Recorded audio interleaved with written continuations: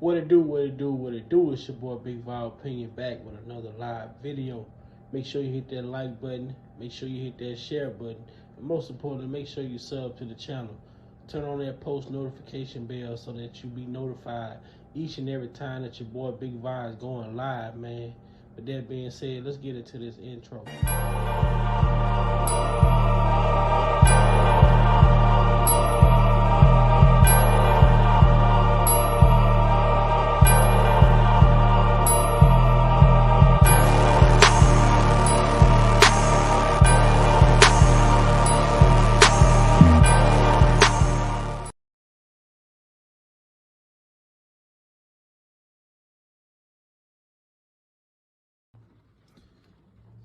Welcome to Big Val Opinion. Moderators.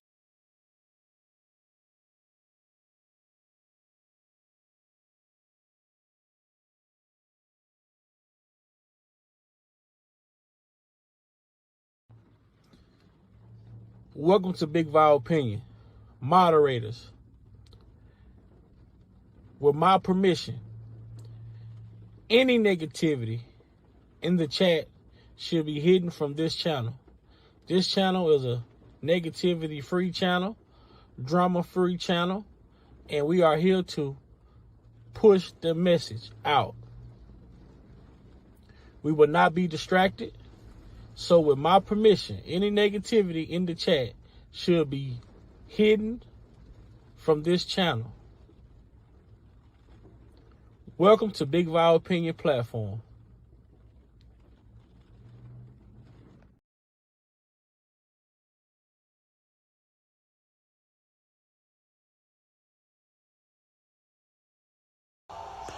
R.Kelly asked that everyone come together and push the message about this.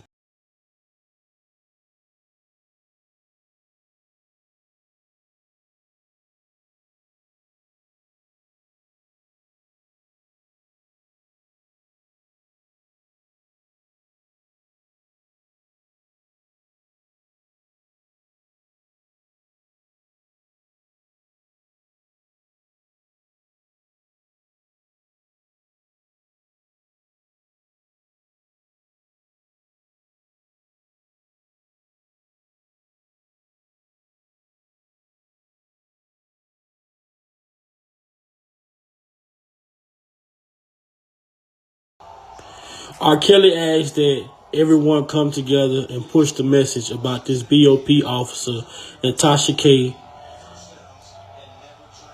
sharing his private emails and conversations with government star witnesses. Now, you have people that are out here doing the work, pushing the message. If those people that are pushing the message about this BOP officer is being attacked by so-called R.Kelly supporters, you should think twice before you listen.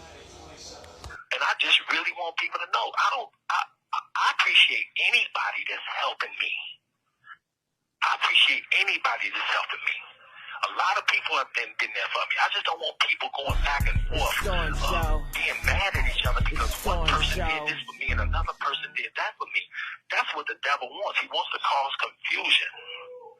That's what these people want. They want to cause confusion. And confusion ain't going to do nothing but keep me in here. But the real thing here.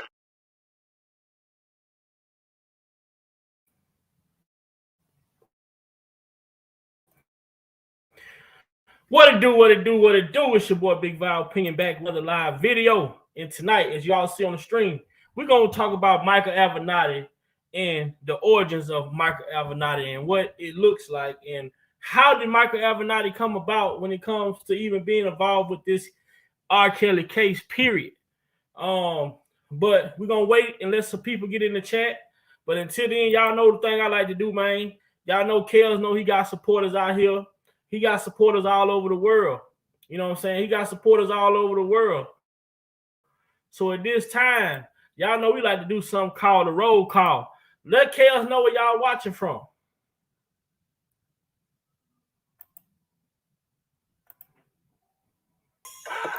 Let Kels know where y'all watching. Let Kels know where y'all watching from. You got your boy Big Vi in that Lone Star State. You got your boy Derek, Provoke Thoughts, up in Indiana. Man, where y'all watching from, man? We in here tonight. Let's get this thing popping, man.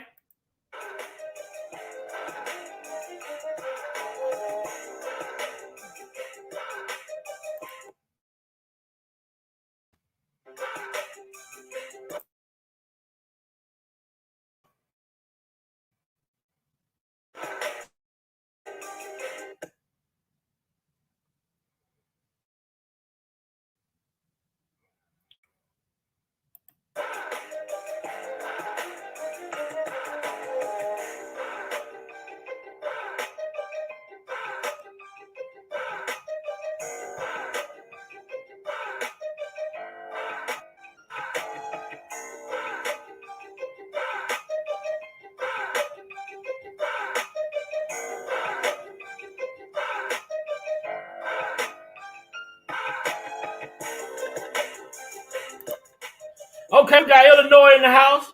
We got Alabama in the house. We got the DF Dub in the house. We got New York in the house.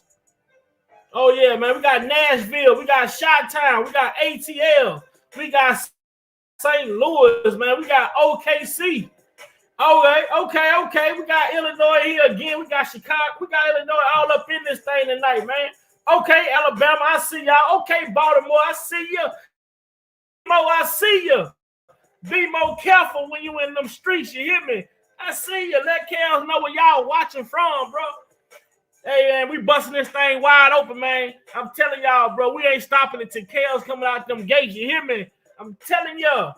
Okay, we got the hub city in Miami, Florida. What's up? Man, it's going up. It's going up and it's stuck. I'm telling y'all, man, we ain't coming down until we get down. You hear me? Uh-huh. Oh, yeah. Make sure y'all hit that like button, man. Let's get the algorithm popping tonight. Get this video out there. Share this live, man, because guess what? We coming with the truth.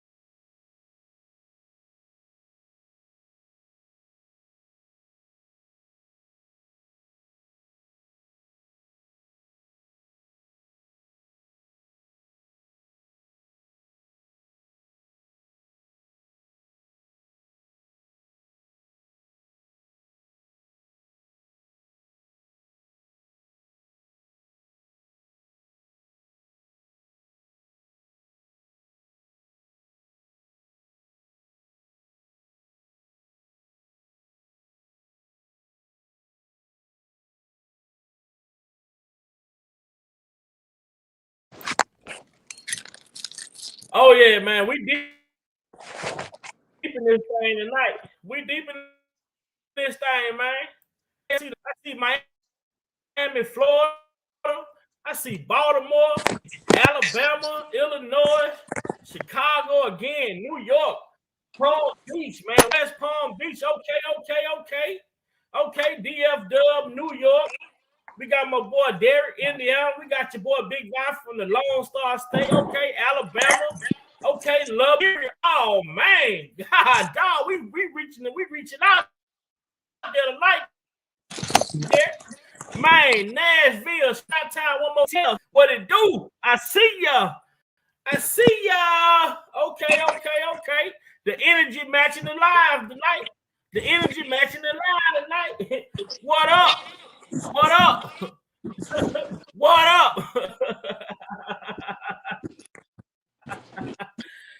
Kim Fox dropped them charges. We kept that shit going. We got the text message. We got the motions. We got the transcripts.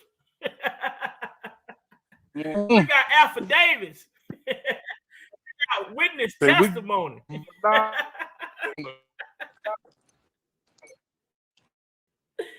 Oh, yeah.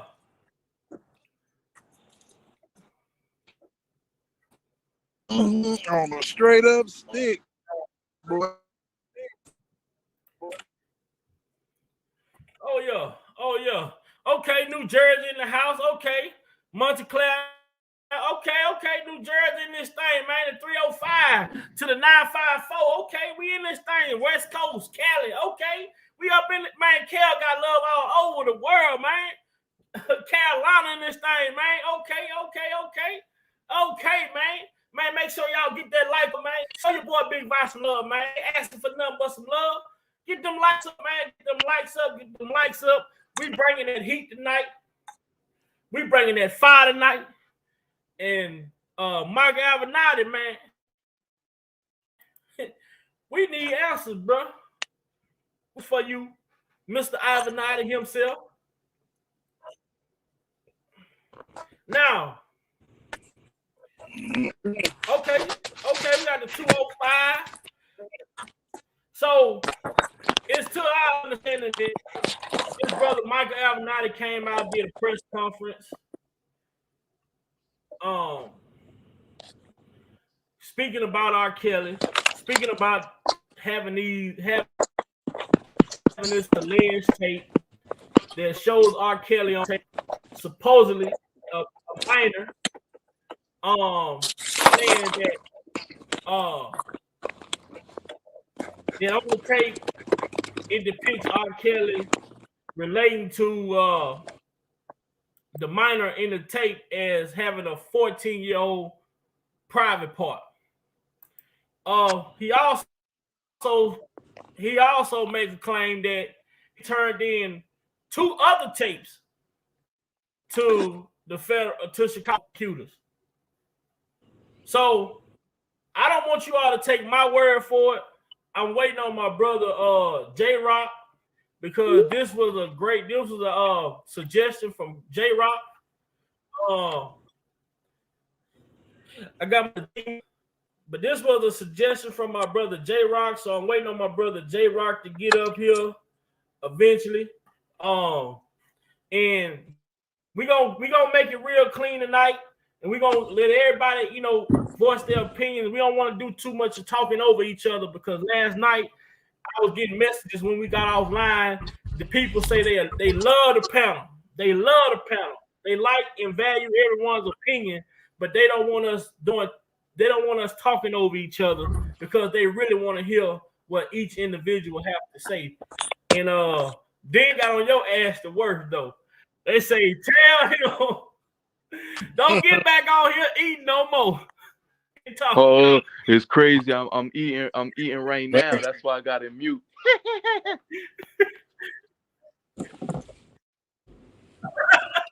Okay. They told me, whoever that was, tell don't eat no more. All right, look. I part of my manners. I'm sorry, y'all. So now, from now on, and I don't know how we was getting a lot of echo and stuff last night. So when each individual, come in to speak, we're gonna have to start muting our mics so we can make sure that the clarity is there as well, because all of us make great valid points. So we want to make sure all the points are heard and everybody get a chance to hear what it is that we're saying.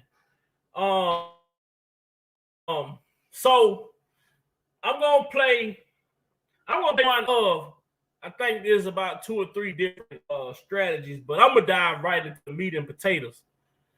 Michael Avenatti during a press conference. And it kind of into what we were talking about last night, as far as a lot of the evidence and why did Kim Fox choose to drop this case as well. The clip that I'm about to play, I'm asking everyone to listen to what Michael Avenatti is saying. Listen to what Michael Avenatti is saying, and think about the charges. Think about the charges that R.Kelly was charged with in Chicago. You're gonna say what I said. When I heard this press conference of Michael Avenatti talking, I said, this was Michael Avenatti case. This wasn't Kim Fox case. No wonder why she dropped it. Because she didn't bring it. It goes back to the secret meeting at the O'Hare Airport with her and Avenatti. I asked everyone last night about this particular thing right here. This particular thing. I say, a motion overnight from a lawyer from R.Kelly co-defendant Darren McDavid alleges that the feds declined to bring charges against Kelly on multiple occasions before charging him in 2019. So let me let y'all know what was going on in 2018 before I play this clip. This was going on in 2018. This is going to make everybody, this is going to raise questions with everybody. This is what was going on in 2018. So 2018, I mean, this is what happened. R.Kelly was investigated twice after the 2008 trial. He had been investigated by the feds twice after being found not guilty in 2008. So supporters in the chat, come on, let's get this thing going. Let's get to talking in the chat. Let's keep this shit going. Survivor, get Kim Fox drop the charges. We keep this shit going. We got motions. We got affidavits. We got transcripts. We got the text messages. We got witnesses perjuring. We ain't letting up. We ain't stopping until Kels come out that thing walking with no cuffs, no shackles, no jumpsuit, nothing. We ain't stopping until we see that blue bubble coat. It says, despite possessing the tape and having known about the allegations for decades, the government declined to bring charges. Indeed, it declined to do so on multiple occasions. See 10/3/2005, FBI ORI closing the Kelly investigation. Then again, they investigated him again. After that, they investigated him in 5/31/2018. So that's May 31st, 2018. The FBI, the ROI, closing the case file on the new accusations against Kelly. Instead, it did nothing while being fully aware the allegation in possessing evidence for decades. And as a result, they let substantial pieces of evidence get lost to time. So now we're going to take this and we're going to listen to what Michael Avenatti has to say. Now that we know that R.Kelly was investigated twice before he was indicted in 2019. But my problem is this. They dropped the investigation on May the 31st of 2018. Survivor R.Kelly dropped on January the 3rd of 2019. Kim Fox came back with a superseding indictment. Hold on. She did what? They did what, Big Five? They dropped the case. They dropped the investigation of R. Kelly in May the 31st of 2018 about these tapes. Surviving R. Kelly dropped on January the 3rd of 2019. All of a sudden, Kim Fox come out and do a press conference and say that she's deeply saddened by the Surviving R. Kelly docuseries and that she was a victim. Are you serious? And the world not see this, right? Oh, this is what they don't want the public to understand. But we're gonna get that shit understood tonight. I'm gonna show y'all where the case come from, and y'all gonna understand why she was charged. This is just one reason why she could have dropped the charges. I don't want to say it's the sole purpose, but this is just one reason.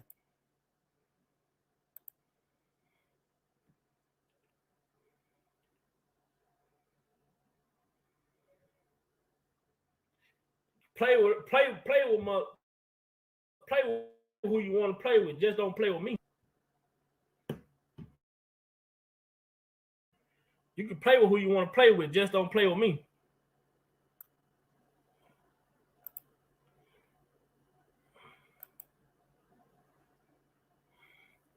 Hold on. Let's get this off the screen so we can see. Let's get that off so we can see. Okay.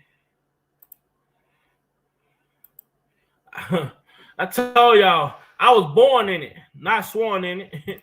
I'm going to either get down or I'm going to be against it. This shit is in my blood. I put my life on the line for this shit.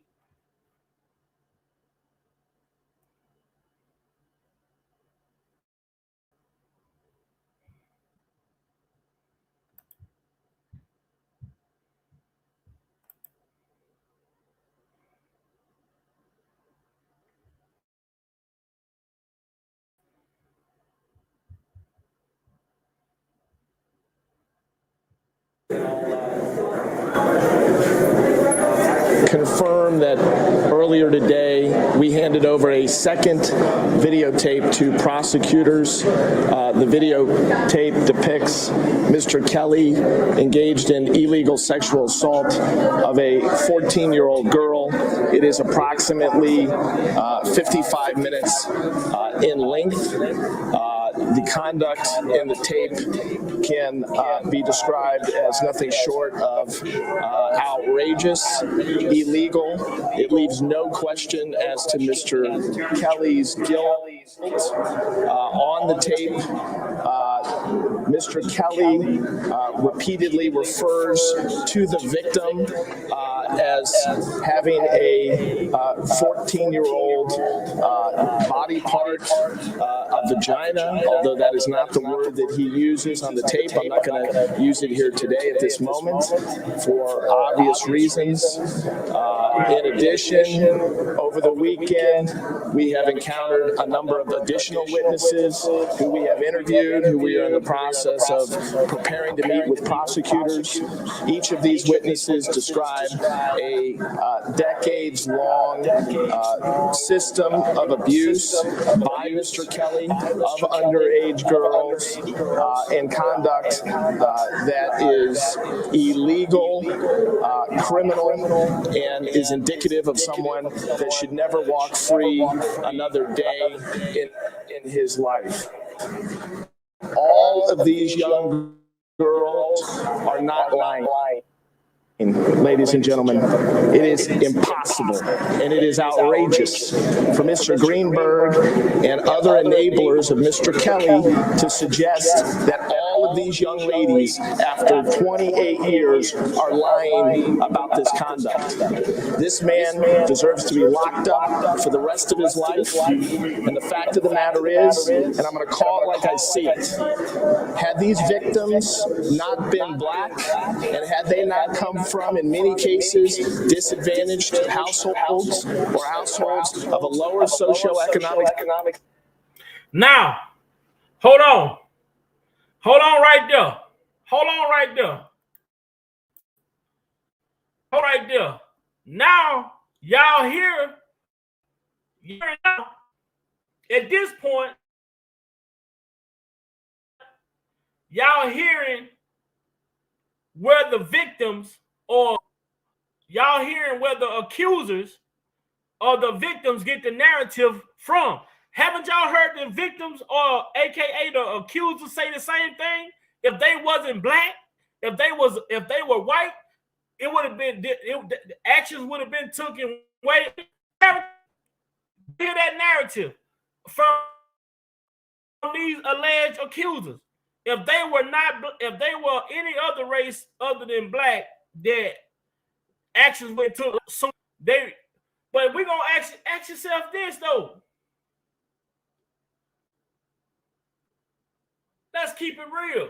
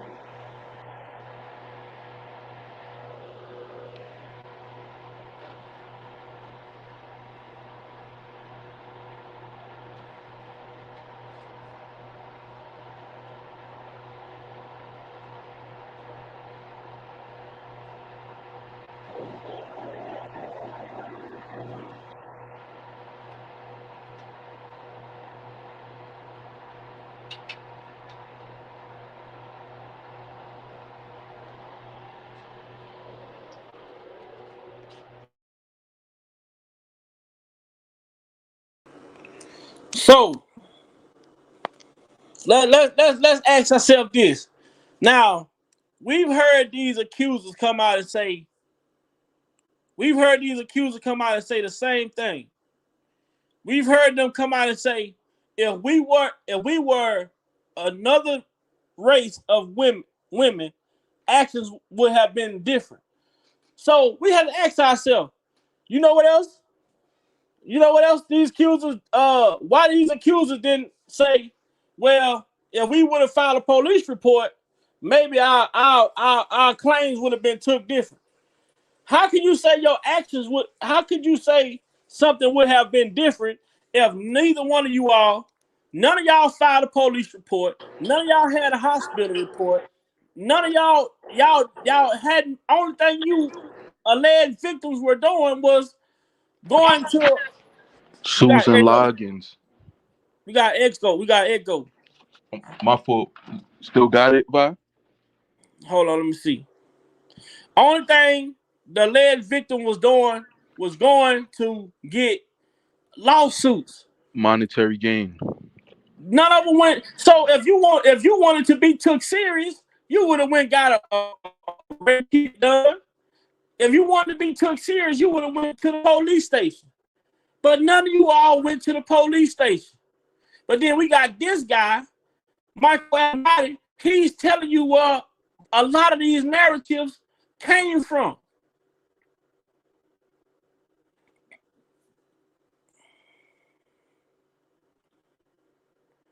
What else this fool got to say?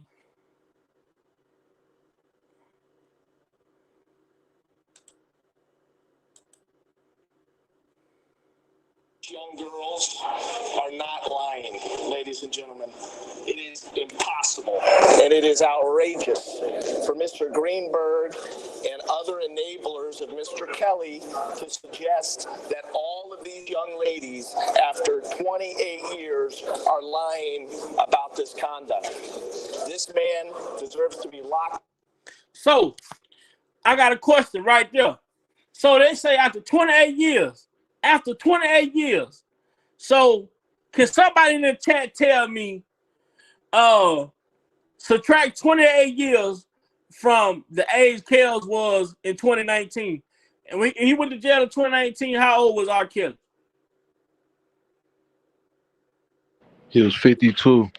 Okay, so you subtract 28 years from 52.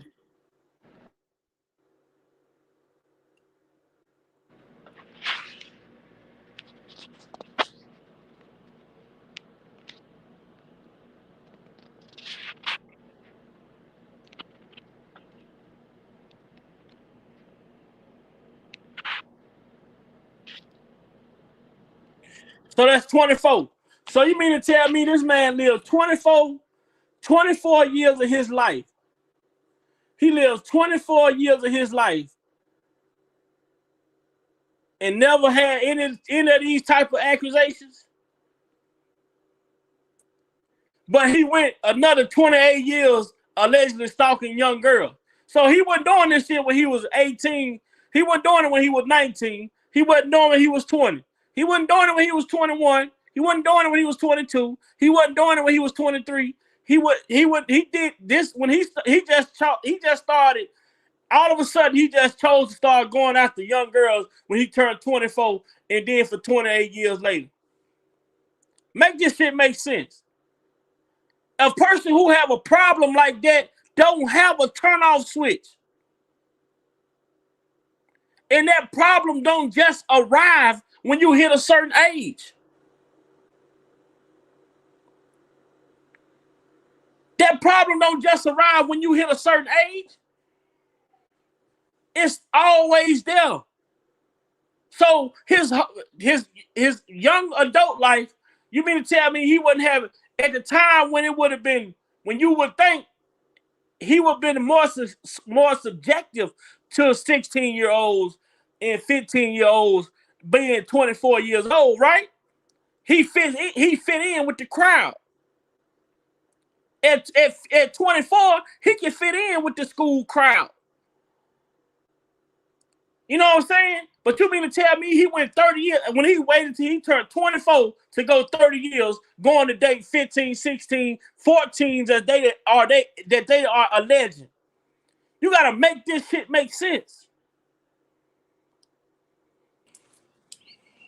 Boy, yes you do. Yes you do. You gotta make it make sense. It's not and I hate to jump on and jump right in, but you was right. Oh my goodness. I've been saying that, like, dude, it took him to get some money to become this dude. And you see broke motherfuckers doing it all the time. So the money didn't make him do this. Mm-hmm. Period. You know, shit, if he was gonna be a nasty creep, he was just gonna be a nasty creep and had been one. It ain't got nothing to do with, oh, he got a record deal. No, he didn't have a record until he had a record deal, man. And how ironic is it though? Now look at the flip though. I'm gonna show everybody in the crowd how they flip this shit. You hear Demetrius Smith say that R.Kelly was having sex with his sister. Mm-hmm. Which was way older than R.Kelly at the time. Mm-hmm. Gary Sheffield wife. Older than R.Kelly at the time. So you mean to tell me when he turned 18, 17, 18, 19, he dealing with women that's way older than him. All of a sudden to get to 24. Craig Hodges' wife. Yeah. Then he wait to get to 24 and say, well, then I want to go date a 14-year-old, a 15 or a 16-year-old. And the thing about it was, Demetrius been a junkie his whole damn life, and his sister was trying to help him out, and he just happened to stumble across R. Kelly. And the first thing he did was when he realized, you know, the little 100,000 he made, he snatched that right out from up under him.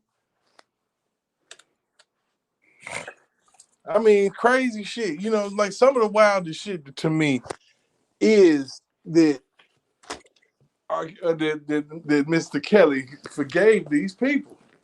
Mm-hmm. And let's go ahead and let this stupid motherfucker Avenatti keep talking. Oh yeah, so it get even worse. The shit that come out of his mouth. Yeah, man, shit. Now, Avenatti. Now, you know, I don't understand how anything he had to say, anything he had to give, could possibly make it in anybody's courtroom. I don't get. This was before he got exposed for who he really was. Mm-hmm. But this is Kim Fox, who she brought the case from. Now he just talked about R. Kelly, the enabler, but listen to who he say was also an enabler. Who enabled R. Kelly? Other enablers of Mr. Kelly to suggest that all of these young ladies, after 8 years, are lying about this conduct. This man deserves to be locked up for the rest of his life. And the fact of the matter is, and I'm going to call it like I see it, had these victims not been black, and had they not come from, in many cases, disadvantaged households or households of a lower socioeconomic status. So let me help y'all understand what Michael Avenatti is trying to do. At the current time that he came out and did this press conference, he's setting the stage to run for president. So what he's trying to do is win the black community over as being the black girl saver. Mm-hmm. And get a little change on the side. Let's not forget about the little change on the side. You feel me? Yeah. Michael Avenatti was trying to be the black girl savior and get him a little, you know what I'm saying, little extra money, some tips. Right. Motherfuckers. Let me check the lights, man. Hold on, let me check and see how many likes we got, man, because we be having some great content, man. So the likes should be matching the content. The likes should match the content easily.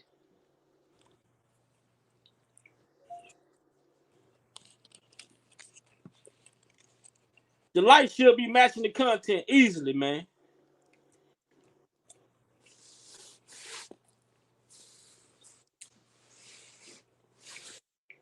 And the thing about it is, oh man, we got 84 likes. Come on, man, let's get them likes to 100, man. I know we can get them likes up to 100. Ooh, y'all playing. I know we can get them likes up to 100. I thought y'all wanted to come on a platform where it wasn't no drama. I thought y'all wanted to come on a platform that was drama-free, straight information, straight positivity, straight trying to bring chaos home. Come on, let's get them likes up. I know we can get 100 likes. We got 131 people in here. I'm not asking y'all to donate no money to me or none of that. I just want y'all to hit the like button. Share the live if y'all can. That's it.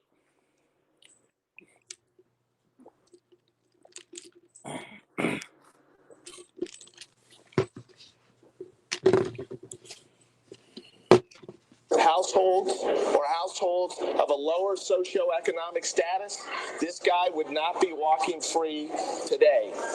Those days, however, are over. This reign of abuse and assault by Mr. Kelly is about to come to an abrupt and permanent end. In addition, we are in the process of investigating his enablers, and I referenced this last week. The attorney... Listen, y'all listen. Listen at who this damn fool say was R.Kelly enabler. Listen at who he say R.Kelly enablers were. Listen at this damn fool. This boy parents gotta be somewhere scratching their ass somewhere because they birthed a damn fool. That's what he is. Mm-hmm. Investigating his enablers, and I referenced this last week. The attorneys, the agents, and the managers. This man say R. Kelly's attorneys was an enabler. He say his private investigator, the agents, was enablers. Everyone who proved that R. Kelly was innocent, pretty much, he say was an enabler. Mm-hmm. And say he bought that trial. He bought it. Now this is why they investigated. This is why they brought Darryl McDavid into the situation. But what did we watch play out in trial? They beat the obstruction part of the case. Mm-hmm. They beat the obstruction part of the case. But then why would you speak on the attorney when Ed Jensen died in 2018 or 16? One of them, I think it was 2016. No, it was 2018. He was full of cancer when he died. I think it was either 2018 or 2016. I'm not mistaken. In between, I'm going to use the government reference. Round or about. Mm-hmm. I'm going to use they shit. I'm going to use what the government do. In, on, or about. In, on, or about 2016 or 2018. Ed Jensen passed away. So I'm going to use they shit. You know what I'm saying? So that was the lawyer. The agent, Jack Palladino, was attacked outside of his home. He was attacked and killed outside of his home. They say that someone tried to snatch a camera. Just some random guys driving down the street tried to snatch a camera from around his neck. He fell and hit his head, and he died from his injuries. Wow. Linda Minch was ran over in broad daylight. Mm-hmm. Left in the middle of the street. Someone called the police, and the guy who hit her just left her laying there. Was another pivotal part of R. Kelly's 2008 trial. The father of the star witness in the Chicago case miraculously fall dead from a heart attack. But they honor R. Kelly in the obituary. Make it make sense. Mm-mm. We have to make this shit make sense.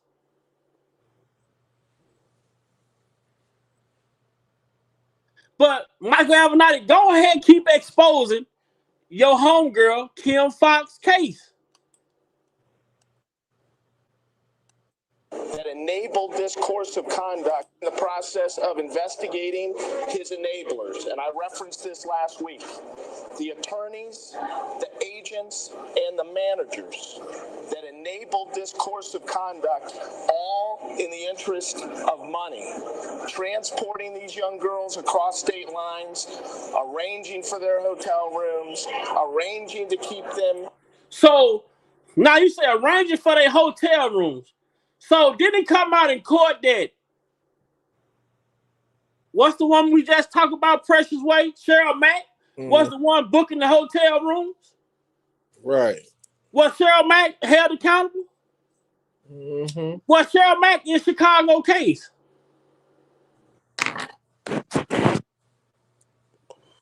Yeah, man, I'm telling you.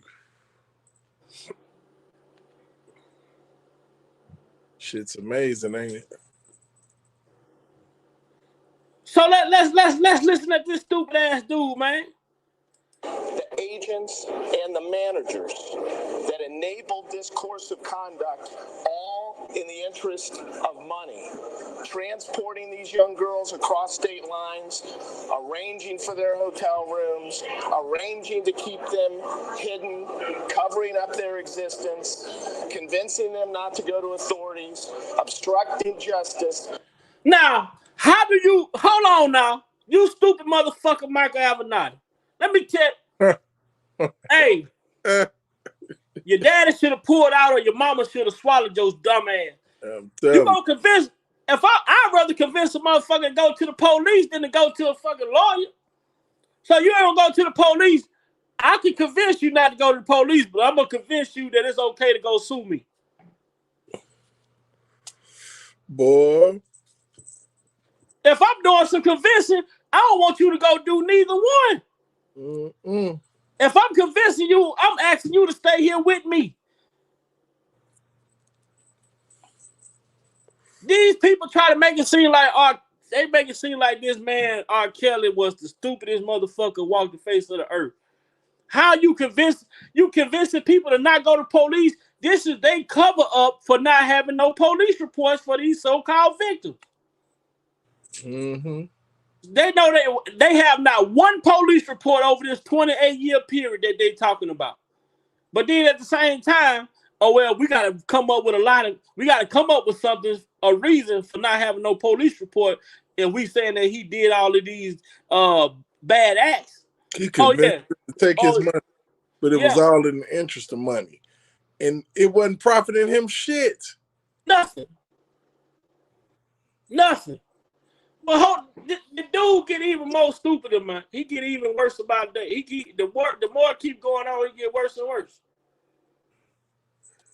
Arranging to keep them hidden, covering up their existence, convincing them not to go to authorities, obstructing justice, destroying documents, tampering with evidence, and paying people off, and the list goes on and on. This conduct is outrageous, and we're going to do everything in our power to cooperate with prosecutors, cooperate with investigators, and make sure that justice is finally done in this case. In addition, we have come to learn of the existence of yet a third videotape. And I believe that there are many, many videotapes, I might add. But a third, earlier today, we handed over a second. Listen to what he say. Confirm that earlier today, we handed over a second videotape to prosecutors. The videotape depicts Mr. Kelly engaged in illegal sexual assault of a 14-year-old girl. It is approximately 55 minutes in length. So he said he turned over a third tape. Then he said they turned over a second tape that showed R. Kelly in contact with a 14-year-old, whatever. Then he said they turned over. We have come to learn the existence of yet a third videotape. Okay, my guy, I got something for your stupid ass. Right here. Okay, Michael Avenatti. Since about these tapes. Yeah. Yeah.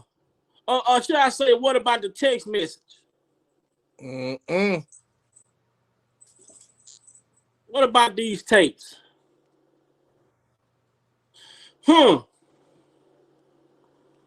What about the tapes?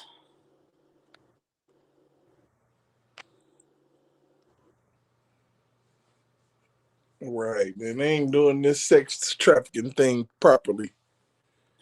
Y'all charging the wrong motherfucker. Right. Y'all charging the wrong dude. Y'all need to be getting them parents. Shit. Damn.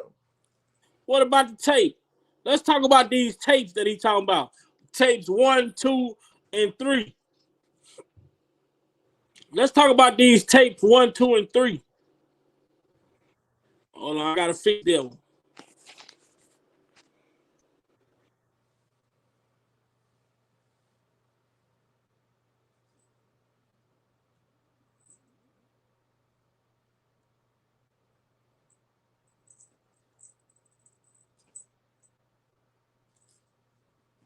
That Avenatti boy,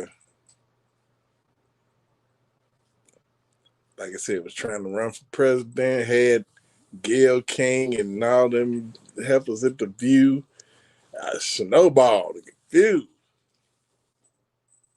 Oh, he's the best thing since Do the like, trip, man. huh? All right, little Mac. I got you, little Mac. Do the whole fucking trip out here, man. Hey, I mean, y'all was clowning for this dude, and then the moment that he got locked up on that bullshit, y'all ain't had nothing to say. And after he done exposed the whole play on Donald Trump and R.Kelly and Nike, nigga. Shit. He told everybody how he got down. Everybody wanted to ignore it. They wanted to ignore who he did bogus, but they didn't want to ignore his crimes of what he had done. It's crazy. He should be sitting in jail for longer than what he is. Where you playing? Shit. Sitting up here at CNN coming up with false and fictitious video. I have learned there's an existence of a third tape. Man, stop. Mm-mm. I mean, they tried it. They tried it, but the dude coming to the crib.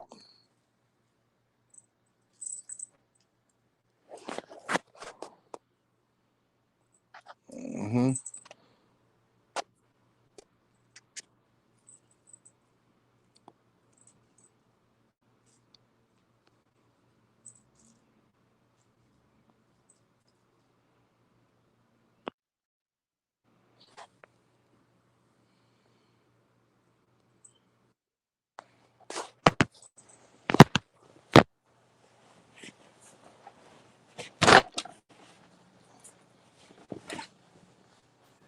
All right.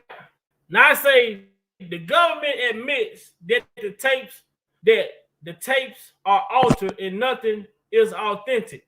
This is the shit that we're talking about. This is why we are mad. This is why we are outraged. This is why we as citizens have questions about this shit. Because if the government admits that these tapes were altered, how back and tell the grand jury to come to an agreement on a case? Why did they not allow Jennifer Bonjean to have forensic analysts to analyze these tapes? Why? This is what we talked about last night with the Brady violation. They withheld information that could have freed R.Kelly from these charges. How do you go back? How does a Homeland Security agent go back and take? Now, the government already admitted that the tapes were altered and none of them was authentic. Then Homeland Security agent goes and alter the tapes even more. He going to make his own version of it.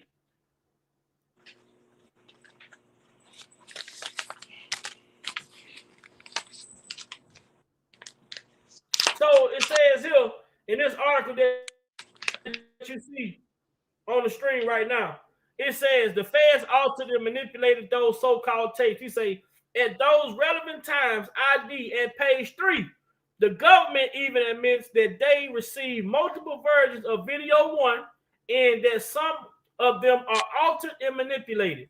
ID at 2, Homeland Security agent made digitized versions of some of those copies, but did not explain what they chose or why those particular versions of the video were chosen. So how do you come out and admit the fucking taste was altered then your agent go and put together a fucking tape that he feel though that he want to present to the grand jury. And how do you not allow Jennifer Bunjean, forensic analyst, to come in and analyze these tapes to make sure they're authentic when you already said that the shit was altered? How is that not a violation? How is that not a violation, bro? How do you even bring in, how do you admit that all having altered evidence and then allow it into your courtroom? That falls back on the judge. Mm-hmm.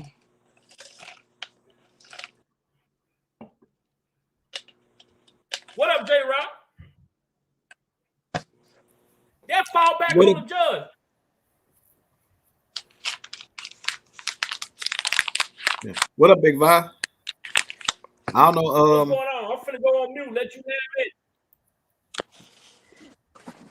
Well, I see you on there. I don't know who else. I don't know who else is up because I can't see it because I've been listening on and off as hell. I was like, Deem. I was fixing me something to eat and everything else too. So just got through eating and everything. But I heard what you said.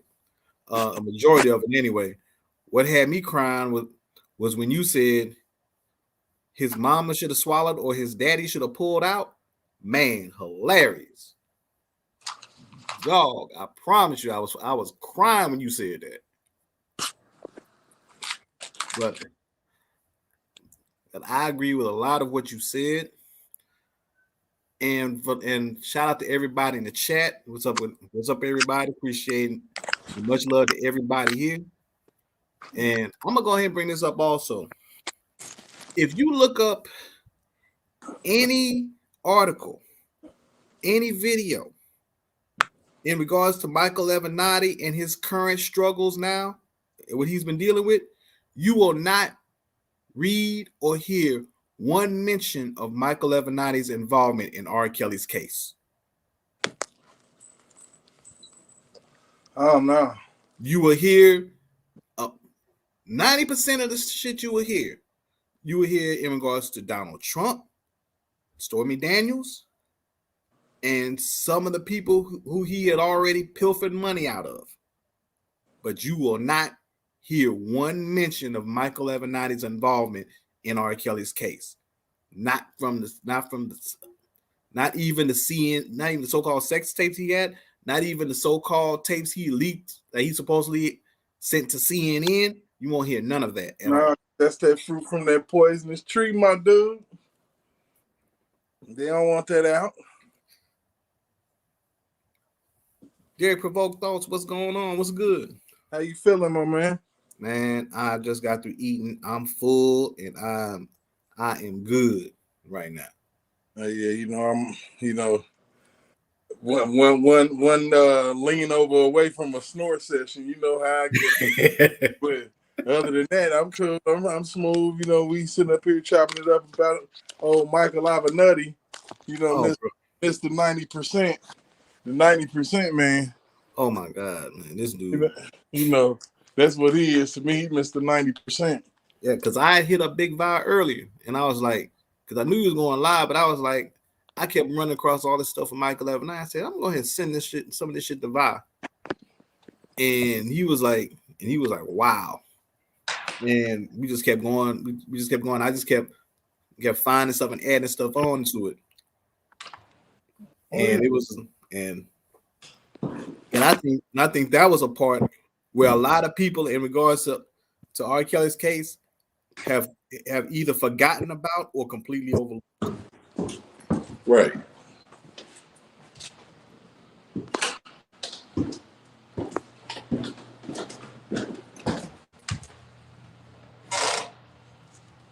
And I think what also is not being talked about is the media rounds that Avenatti had been making. That dude was doing an award tour like he was with a Tribe Called Quest. He was on every major talk show, network. Oh my God. The way CNN was talking about him, hell, you swore he was president already.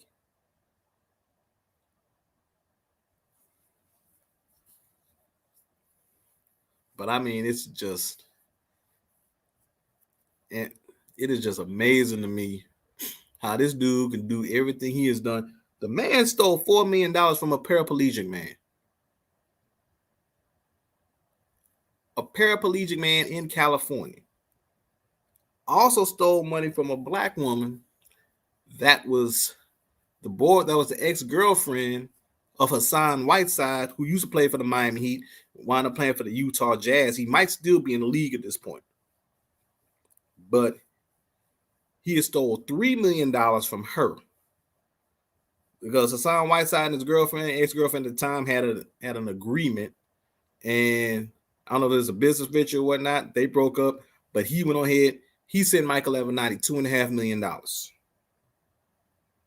And then he was going to send the remaining $500,000 at a later time. But what wound up happening, when he sent the 2.5 mil, not to mention the money he already stole from the paraplegic man, he took that money and leased a private jet with it, which the feds wound up seizing. And he also had other business ventures, supposedly a coffee house. He had a horse in the damn Kentucky Derby, and also involved in, I think he was also involved in racing. I'm not talking about NASCAR. I'm talking about racing, as in like in the Indy 500 and shit like that. Okay.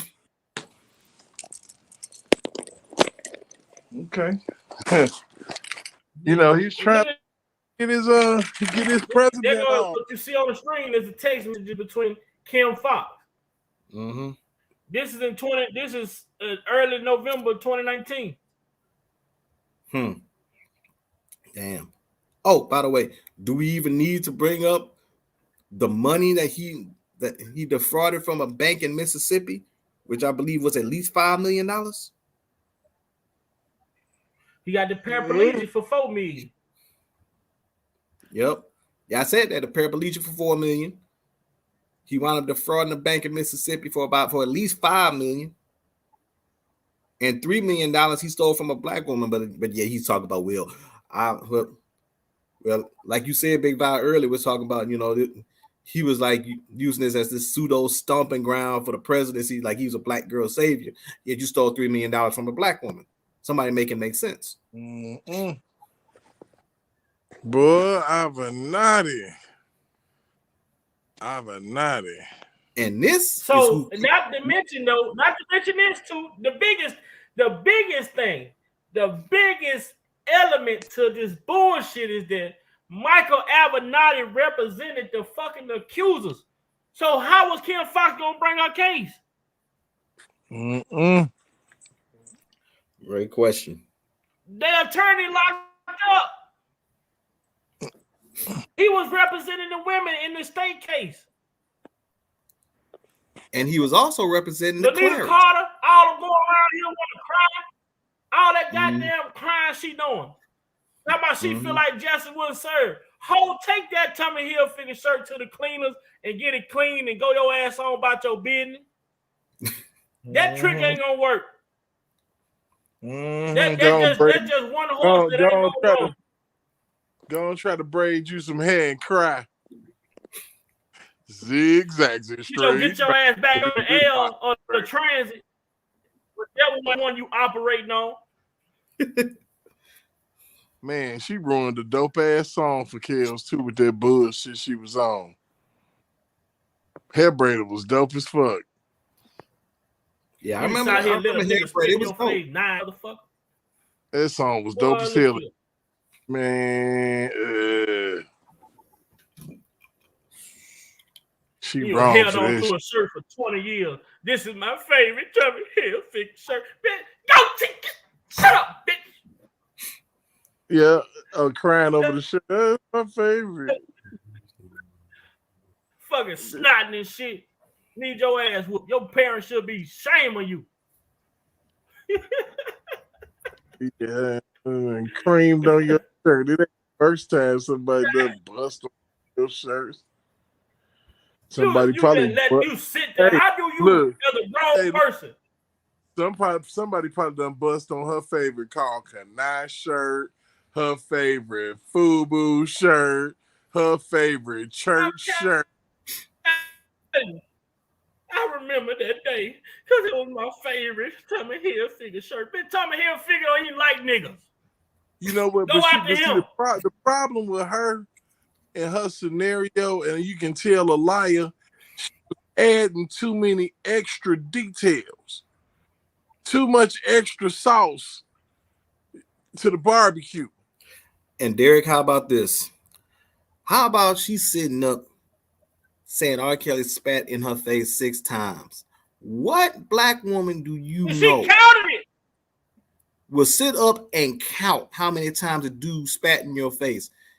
R.Kelly's mouth, his mouth will get dry after 3.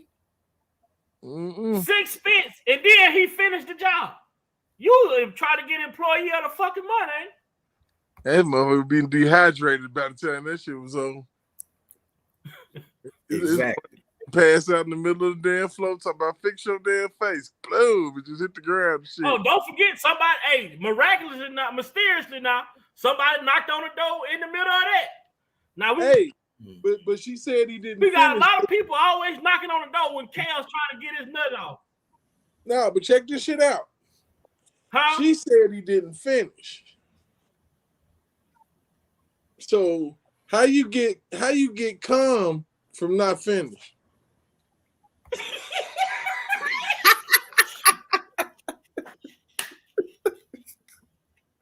In the words of progress, I'll be damned. How you get calm from not finished?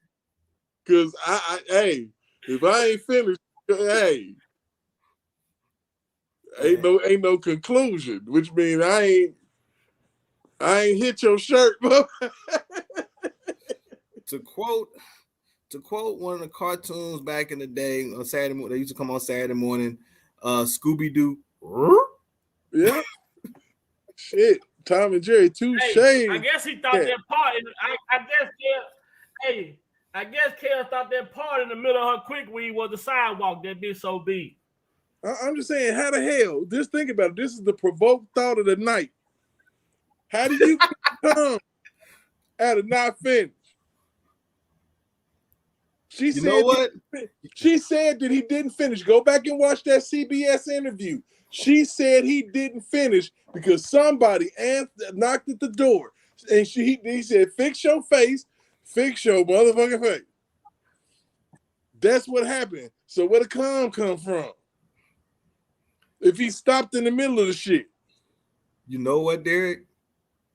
You just gave a perfect, a great name for a segment. Provoked thought of the night. You just gave a perfect segment. Hey, y'all see the Cash App? Hit it. Y'all see it? No, I love it. The provoked thought of the night. Shit, I went to bed on y'all asses. Shit. Why not? Corey Holcomb 5150 got D's loose talk about bullshit.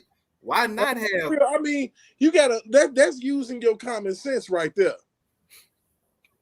Listening to what somebody's saying, and I'm like, slow down. How did he bust on your shirt if he didn't finish? Period.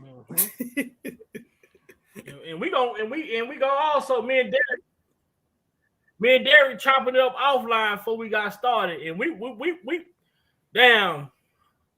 took a trip back down to Florida before the live started. We took a trip back down to Florida. Man. I would have said we went backwards, but y'all. Are we doing two provoked thoughts? This motherfucker. So we had to make a deep real quick. We ain't got no reverse in this motherfucker, so we had to take the long way around. So we had to go back to Florida. And Avenatti was representing Clarice. Avenatti was also representing Clarice. So me and Derek was on here chopping it up, and we was talking about the hotel incident. So we was just speaking on the hotel incident, and Derek was like, "Man, Big Vi." I was like, "Well, if her parents called the hotel, if the parents called the hotel, if the parents called the police and told the police that their daughter was at the hotel with R.Kelly, why would the police go and knock on the room door? Right. Why wouldn't they just listen to what was happening? And then give a warning that we're about. Why would they knock on the door? When they, first of all, how do they go directly to the room? I was just about to say, how the hell they know that R.Kelly was at the Dolphin Hotel? What's up, Lil Mac? How y'all R.Kelly enablers doing? Man, what's up? R.Kelly enablers. Man, what is good, Lil Mac Savage? What's happening? What's up, y'all? What's up, J Rock? What's up, Derek? What's up, Dean? Big Bow opinion. Y'all, we some R.Kelly enablers. We some enablers. We enablers now. We the enablers. So we enable. So we enable sex trafficking, but didn't get paid for it.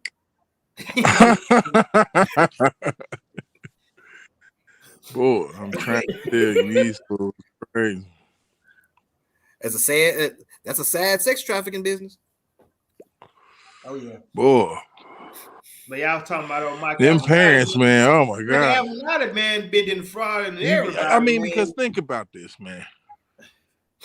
You say that they knock on the door while you in the middle of a whole sex act. You literally sitting on this man's face from what you telling the court, okay?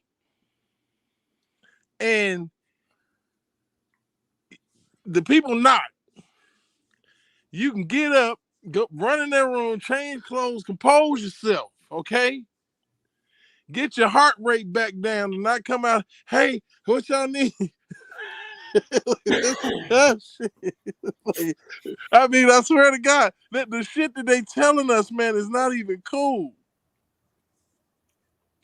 And then you present an ID to the police. They see it. They say you good. This dude done got spooked. So the police done came, and the last thing you thinking about is jumping right back into the fray with a female, and they can come right back to the door on some bullshit. Man, nah, bruh. Mm-hmm. And then all of that, the mama lied because Angelo, and like I said, they wouldn't have just went and errantly knocked on the damn door. They would have literally had some evidence of some type of probable cause. The text message proved to blow that door up because of who in there. Yeah, and then on top of that, I got a chance to watch Corey Holcomb's full live on 5150, and he touched on it. He had a question, a powerful question. He said the fact that R.Kelly got his charges dropped. I'm gonna ask y'all a question. If R.Kelly got his charges dropped, what is he there for? Right. Why is he even there? And then my thing is the main. Yeah, man. Like I said, the whole thing with the state case was to set it up so that the feds could grab it. She pretty much got overwhelmed. Kim Fox did because she was dealing with that and the Jussie Smollett situation that she screwed up. She wasn't gonna win. They wasn't gonna win that case no way because Mike Avenatti tanked. So they ended up getting stuck with R.Kelly once she was able to get that off of her hands. She had no choice. Because she'd have been done with this shit. She had no choice but to make it go federal, take it to the feds because of Homeland Security. Because I mean, to tell you the truth, she stalled this shit out because she motherfucking know that the shit is bogus. And all that stuff got it. Now Jennifer Bonjean got access to all that shit. Hey, check this out, J-Rock. I know you big on Your entire facts case and keys, and you know about all this information. I read the state without a indictment. conviction attached to it. Yeah, Wow. yeah. I was reading the state indictment and back when it first dropped, and it said That's on crazy, man. I mean, it's over for these fools, man. Like I said, man, when this dude gets free, Y'all talking to know each other. Don't nobody know each other. And like I said, all this started because of rumors, man. All this started was because of some disgruntled ass parents that figured that they didn't get what they were supposed to get, like Joycelyn said, from what was supposed to had happened with music or whatever. And now they, you know what I'm saying, they trying to scam and get money, man. Yo, what's up, Lil Mac? You said you had read something about the state indictment. Oh yeah, when the indictment first dropped, I read the indictment that was telling us who I was in it, and when I got to the Anita Cart part, I found it very strange that they said that the act that they were accusing R.Kelly happened on February the 18th of 2003, time the Chocolate Factory album dropped. I don't So know. how the Lil Mac hell in was here? R. You Kelly there with even in us? the presence of Anita Carter when the Chocolate Factory album dropped? Exactly. I said, that's some bullshit right there.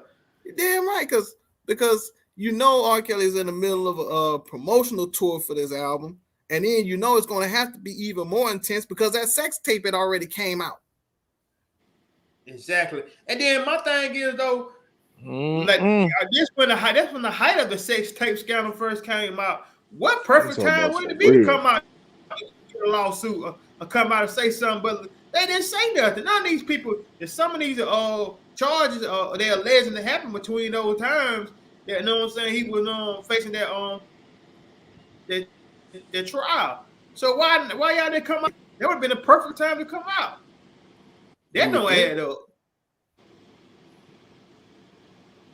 Yeah, that would make. Yeah, I'm like, what? See, and Lil Mac, when you brought that up, and I thought about that, I said, wait a minute, how the hell he gonna jump up and gonna do all this shit to her when he got an album coming out, and the album he got coming out is right after the sex tape scandal, which he's already trying to handle that PR nightmare to begin with. How would he even want to put himself in a position to have even more charges added on him when he's trying to push this album, which still with all that, it still wound up debuting at number one when it came out. Right.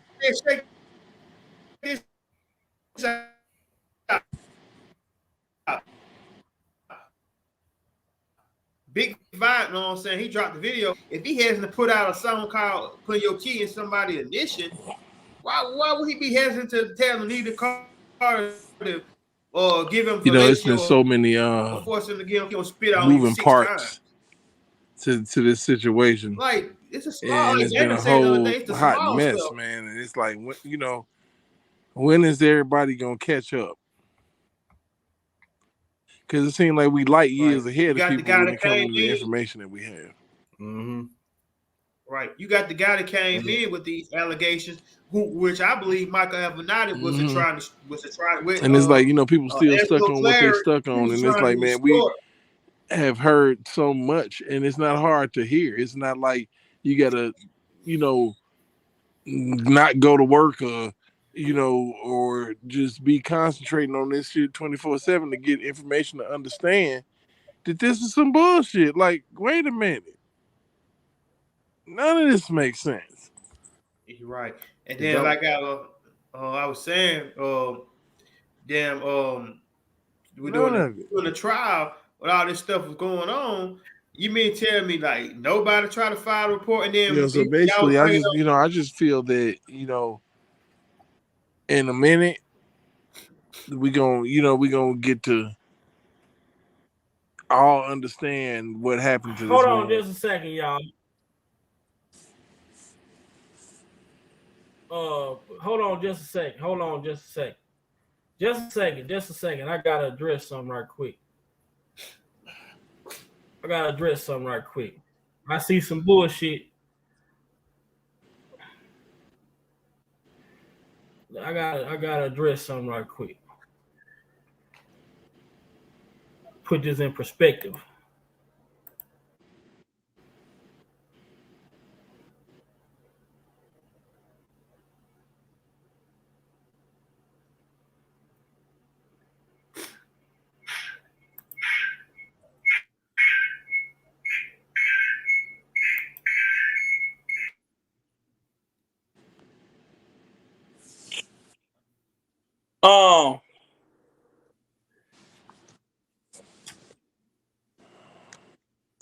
I gotta put this in perspective. I don't mean no harm to, but Old Cole, Team Truth are not welcome on my fucking panel whatsoever. I am allergic to the bullshit that they spewing over on whatever they come from. So if anything come in my chat with that shit at the end of it, moderators, block that shit from my channel. I don't mean no harm. I don't mix and match in surroundings and areas where I don't belong. If I'm a blood, I ain't going to no Crip territory. If I'm a Crip, I ain't going to no blood territory. So I want y'all people from that other side. I don't care if you nice, friend, whatever. Don't come on my shit. Anything y'all see on, I don't want them people on my platform. Those people are cancerous. I don't go on their platforms. I don't go nowhere near their channels. So I'm asking everybody, all the moderators that on my channel, when you see the opposition in the chat,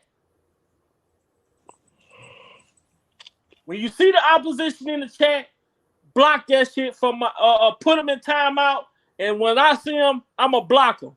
I don't want that shit on my channel. I don't want that on my page. This ain't no town hall meeting. This ain't no great debate. This is Big Val Opinion, and this channel is strictly about R.Kelly and for R.Kelly and only R.Kelly and the injustice of other black men that has been mistreated in this country. Do not bring y'all ass on my platform. I don't care to rock with y'all. I don't care to kick it with y'all. Now, if y'all become a victim of domestic violence or the victim of injustice, then I might think about it. But that's gonna be a long, hard thought. Because when y'all seen another brother going through injustice, guess what y'all did? Y'all kicked him while he was down. Y'all see that old cold shit over here? Any of that shit, block that shit. I don't put it in timeout. I don't care. I'm giving y'all the permission. This ain't the place for that. This ain't that type of playground. We don't do that shit. This oil and water. It ain't gonna mix. Tell them, Big Vi. Yeah, like I was saying though, Big Vi, I believe, man, Michael Avenatti, man, like he been making his little runs, you know what I'm saying? Not right before he got with R.Kelly. He took money out from Stormy Daniels. He was trying to come after Donald Trump. That what got his ass in. I think that what got his ass in jail though. Coming after Donald Trump. He went out to that powerhouse Nike. What got him in jail? Yeah. In that shit that happened in the shit that he did in Mississippi. White side too, and then a guy in the wheel, he stole from a guy in the damn wheelchair about an airplane. Like this man did, but people ain't looking. People don't that follow R. Kelly don't know Mike Avenatti, and I find it strange now when you bring up Mike Avenatti, like they'll talk about Stormy Daniels and all that, but they won't mention that the fact he was trying to come after R. Kelly. They trying to Lil Mac. They stuff from Hold on, y'all. Hey, I'm gonna say this and I'm gonna yield back. I'm getting comments on my notification. The people saying it's hard to hear each other's opinion with them talking at the same time. So let's make sure we letting each other voice their opinion. I'm gonna yield back my time. And Lil Mac, when you finish, then J-Rock, and then we're gonna keep going around. But the people in the chat, they want to hear what y'all got to say. They just don't want to hear. They just want to make sure y'all talking one at a time. Oh yeah, my bad. It was me. That was my bad then. But no, go ahead, Lil Mac. Yeah, like I was saying, though, shout out to Spin Fire. She made a great point too. I was watching her live the other day. She was breaking down the indictment in the state case with Kim Fox and Mike Avenatti. And like she was saying, I agree with her. I was finding strange that they trying to separate R.Kelly from Michael Avenatti. They don't bring up before, Michael Avenatti got those charges. That was, intertwined in Michael Avenatti, the lawyer that's coming after R.Kelly. But now, since he's facing his own criminal charges, they trying to separate. The only thing they talk about now is him and Stormy Daniels. But this man right here, anybody can believe anything that he said. This man has been defrauded and stealing from people from the jump. Like, he stole from a man in a wheelchair, bought an airplane. He stole from the basketball player, wife. He stole money from Stormy Daniels, who was she was his counsel, representative for Donald Trump. Then he tried to extort Nike. Like, but this the man y'all talking about bringing down Kim Fox. And then my thing is, when I'm sorry, bringing down R.Kelly, then this man was intertwined with Kim Fox. Kim Fox not only, let Jesse Smollett just walk off and got away when he knowing that those people didn't attack him. And then all these people, in cahoots with each other. Man, because I find it strange that Michael Avenatti all of a sudden hugged up with Baby Powder Johnson, right after R. Kelly, the interview with Gayle King, R. Kelly go to jail, he do the interview with Gayle King. Then you got Gayle King, she won't mention shit about Michael Avenatti, but she always has so much emphasis on Kobe Bryant situation and the R. Kelly situation. Like, when CBS brought up that case, I bet she took off that day. But yeah, like I'm saying, I'm gonna make this point quick. I'm gonna fall back and let the other guys speak. You see the plays in hand, like Gayle King, Kim Fox, Michael Avenatti. All these people are either know each other some kind of way. Cause Kim Fox, and with those emails and phone calls she got from Michael Avenatti, that connect those two together. Gayle King, she and Michael Avenatti been friends. She was talking on CBS Sunday morning, saying he was an attractive guy and she liked him and all this. It's building him up. But then soon as he caught that case, she stopped talking about him. She's distancing herself away from him. She don't bring him up no more. But yeah, like I said, man, everybody in some kind of way is intertwined with each other. Then Gayle King, for her to sit there and say that these accusers don't know each other, I'd be damned they don't know each other. Just like how all of a sudden you do an interview with R. Kelly. I'm pretty sure Michael Avenatti told her to do the interview. You know what I'm saying? Y'all three connected to each other, and y'all don't even know. Y'all saying that they don't know each other, but y'all know each other. Make sense. You know what I'm saying? Like, y'all intertwined, and y'all got one come and go to bring down R. Kelly. Lil Mac, you know what? You touched on a point, and I said this earlier. When you said that, talked about how you don't hear Michael Avenatti in connection to R. Kelly. I brought up this point earlier. I said that you can pull up any article on the internet, any video talking about Michael Avenatti. You will not hear one mention of Michael Avenatti's involvement in R. Kelly's case. Right. Michael Avenatti was so deeply involved, he held a press conference and wasn't nobody freaking even there. You know what, you guys? I think Michael Avenatti was trying to extort R. Kelly, but R. Kelly wasn't going for this shit with the Clarence. Because think about it. Remember when they got the text message? I'm gonna say this and I'm gonna be quiet. Y'all remember when he got the text message? As Azrael Clare was saying that R. Kelly was receiving text message from Alice and Angelo talking about send 15,000 him or 20,000 him. I'm gonna put all your naked pictures. I'm pretty sure Michael Avenatti was telling them to do that. Thank you, Lil Mac.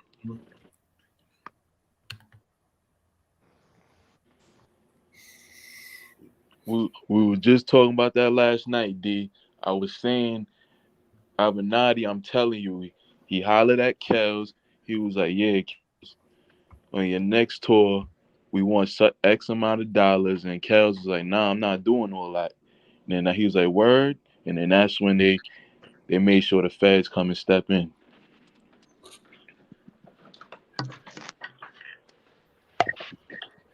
If Kels had What's up, Jeff? What's up, gentlemen? What's going on, fellas? How y'all doing this evening? What's up, big bro Jeff? What's up, Miguel? How y'all brothers doing, What's up, man? Brooked Off Jeff, J I Rock, ain't know Jeff was D, on here. What up, Jeff? Big Vi, everybody. Yo, Blessings, what's man. One love. What's really good? What's really good? What's going on, fellas? What's up? What's up? What's up? Oh man, I just had something real short, so I'll let Sir Miguel go ahead and chime in. Well, I'm just gonna say this, man. I'm not gonna be too long. Be very brief. To all the people in the chat, thank you for supporting Big Vi and the brothers on the panel. Continue to do the work. This is what we need. This is what must be done. And especially to the brothers on the panel, man, just being supportive and the information y'all bringing, it's a great help. It's needed, and I appreciate each and every last one of y'all on here. And at the end of the day, all the bullshit and the nonsense will not be tolerated on this channel.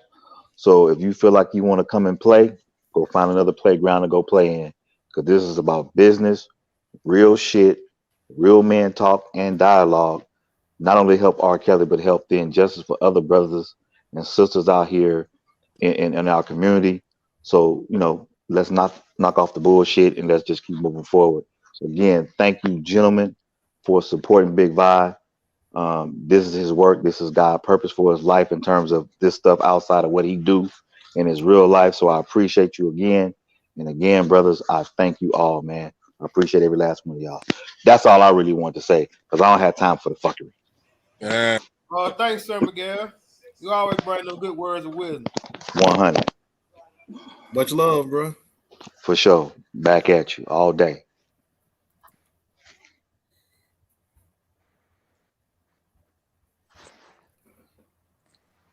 What's on your mind, Jeff?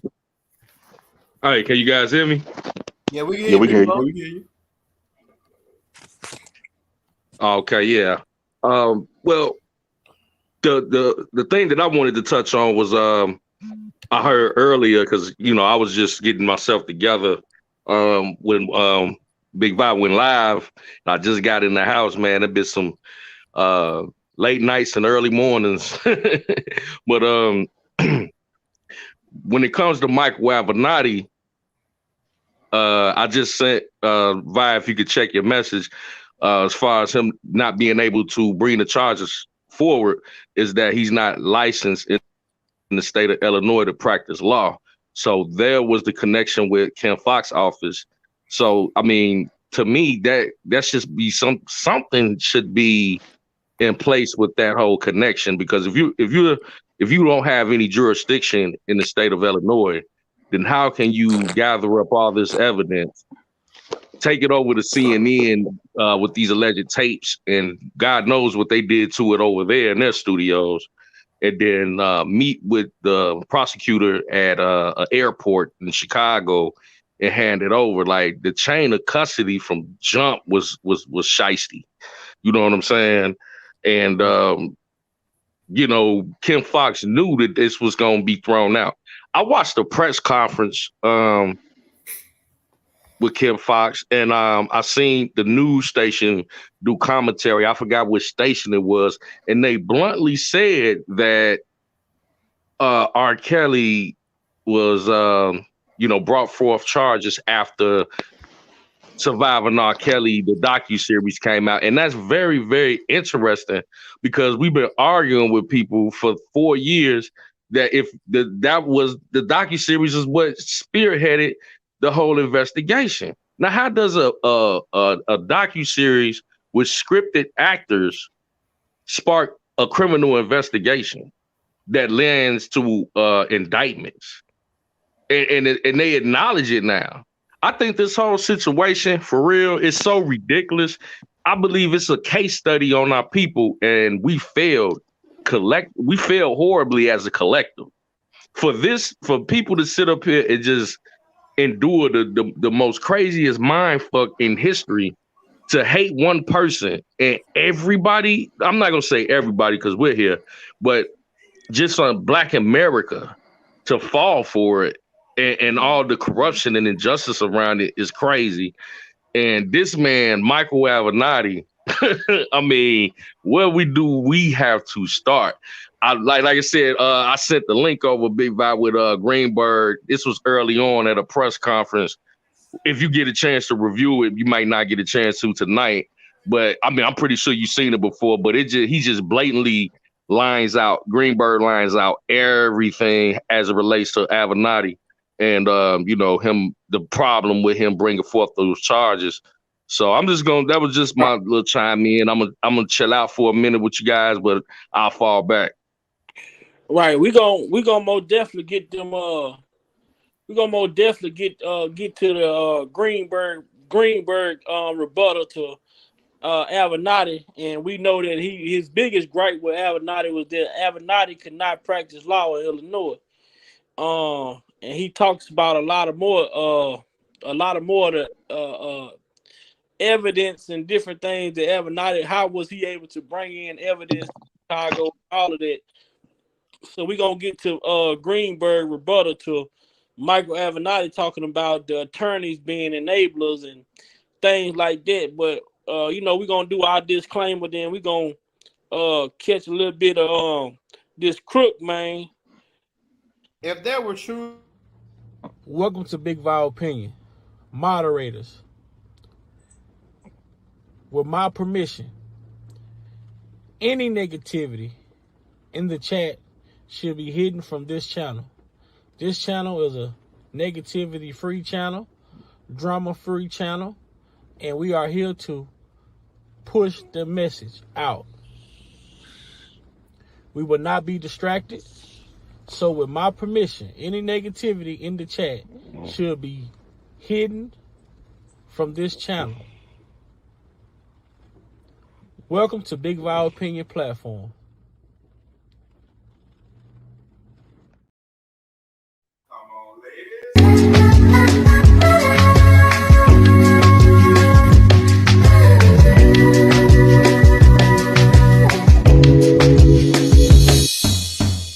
Can't believe council culture is really a thing. We throw away our legends, easily make them a meme. Cultural obligation, what does it really mean? We gotta stay on code, don't go against the team. You don't have to stand with me, just don't stand against. But if you gon' pick a side, don't straddle the fence. Mainstream media with propaganda, selective outrage, now we see the slander. False narratives being painted, the truth's tainted. As a result, the majority mind manipulated. Believe none of what you hear, half of what you see. Do your due diligence, think for yourself, stay free. So many different agendas, it's hard to keep count. They use us against us, so many selling out. It's a sad thing to witness, it's all for the clout. The culture's compromised, and that's without a doubt. The culture's supposed to cultivate. Yo, man, cultural obligation, what does it really mean? Man, that question right there, man, that's the $1 million question. Cultural obligation, what does it really mean? What does cultural obligation mean? Jeff, boy, you dropped some jewels in that thing right there, bro. Man, tell me, let me help us understand what type of, like, how do you get in that element when you talk about cultural obligation and different things like that, like some of the lyrics from that joint right there? Oh man, what definitely as it relates to cultural obligation, I have to give a huge shout out to Spitting Fire, because she touched on that and a lot, earlier on with the bill, because I was catching up on her older content with the Bill Cosby trial and stuff like that. She was talking about that, and then I started doing more research, and it's really something that other cultures practice. It's like an unwritten code. You know what I'm saying? So I was just thinking about it, like we the only people that I've noticed is that turn on each other over allegations. Like, could you imagine them trying to mute Elvis over man? Them that's people. That's the point. That's the biggest point right there. That is a critical. That is one of the. That's a $1 million question. They not gonna let you. They not gonna let you destroy their legacy, man. You know what I'm saying? And you know, at the end of the day, they'll turn a blind eye. You know what I'm saying? Before you destroy a part of their culture, a part of their legacy. So, you know, if you want to hold someone accountable for something, you don't destroy their legacy in you know in a way where you can separate that. You don't have to. You can hold someone accountable, but at the same time, you don't have to take away what they contributed to the culture. Our people just fell for the banana in the tailpipe, for lack of better terms, and just threw R.Kelly away. And That's why now, we'll never get ahead, man. We always throwing each other away. Man, you know all these, you know what I'm saying, famous white celebrities that had they, you know what I'm saying, issues, and people don't never, you know what I'm saying, bash them about it. You don't never hear them. You might hear about it, then they'll go away. Like with Bill Cosby, they send us he like to date rape people. R. Kelly's underage girls. Whitney Houston is drugs. Who else? Michael My Jackson is underage, underage underage little boys. boys.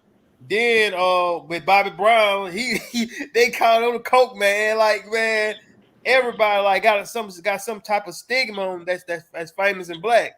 Like, can't I don't know not And one and black celebrity that can, and, you know what Prin- I'm saying, go through and this Prince is an lifetime and do asshole. something and nothing, no stigma be on them. You know what I'm saying? Like, if like Oprah or somebody like that, those gatekeepers and Gail, they ain't gonna they be. I'm pretty sure they do they dirt, but you ain't gonna see no them like Oprah. You know what I'm saying? Her father sexually assaulted somebody back in the 90s, but she don't talk about that. She covered that up.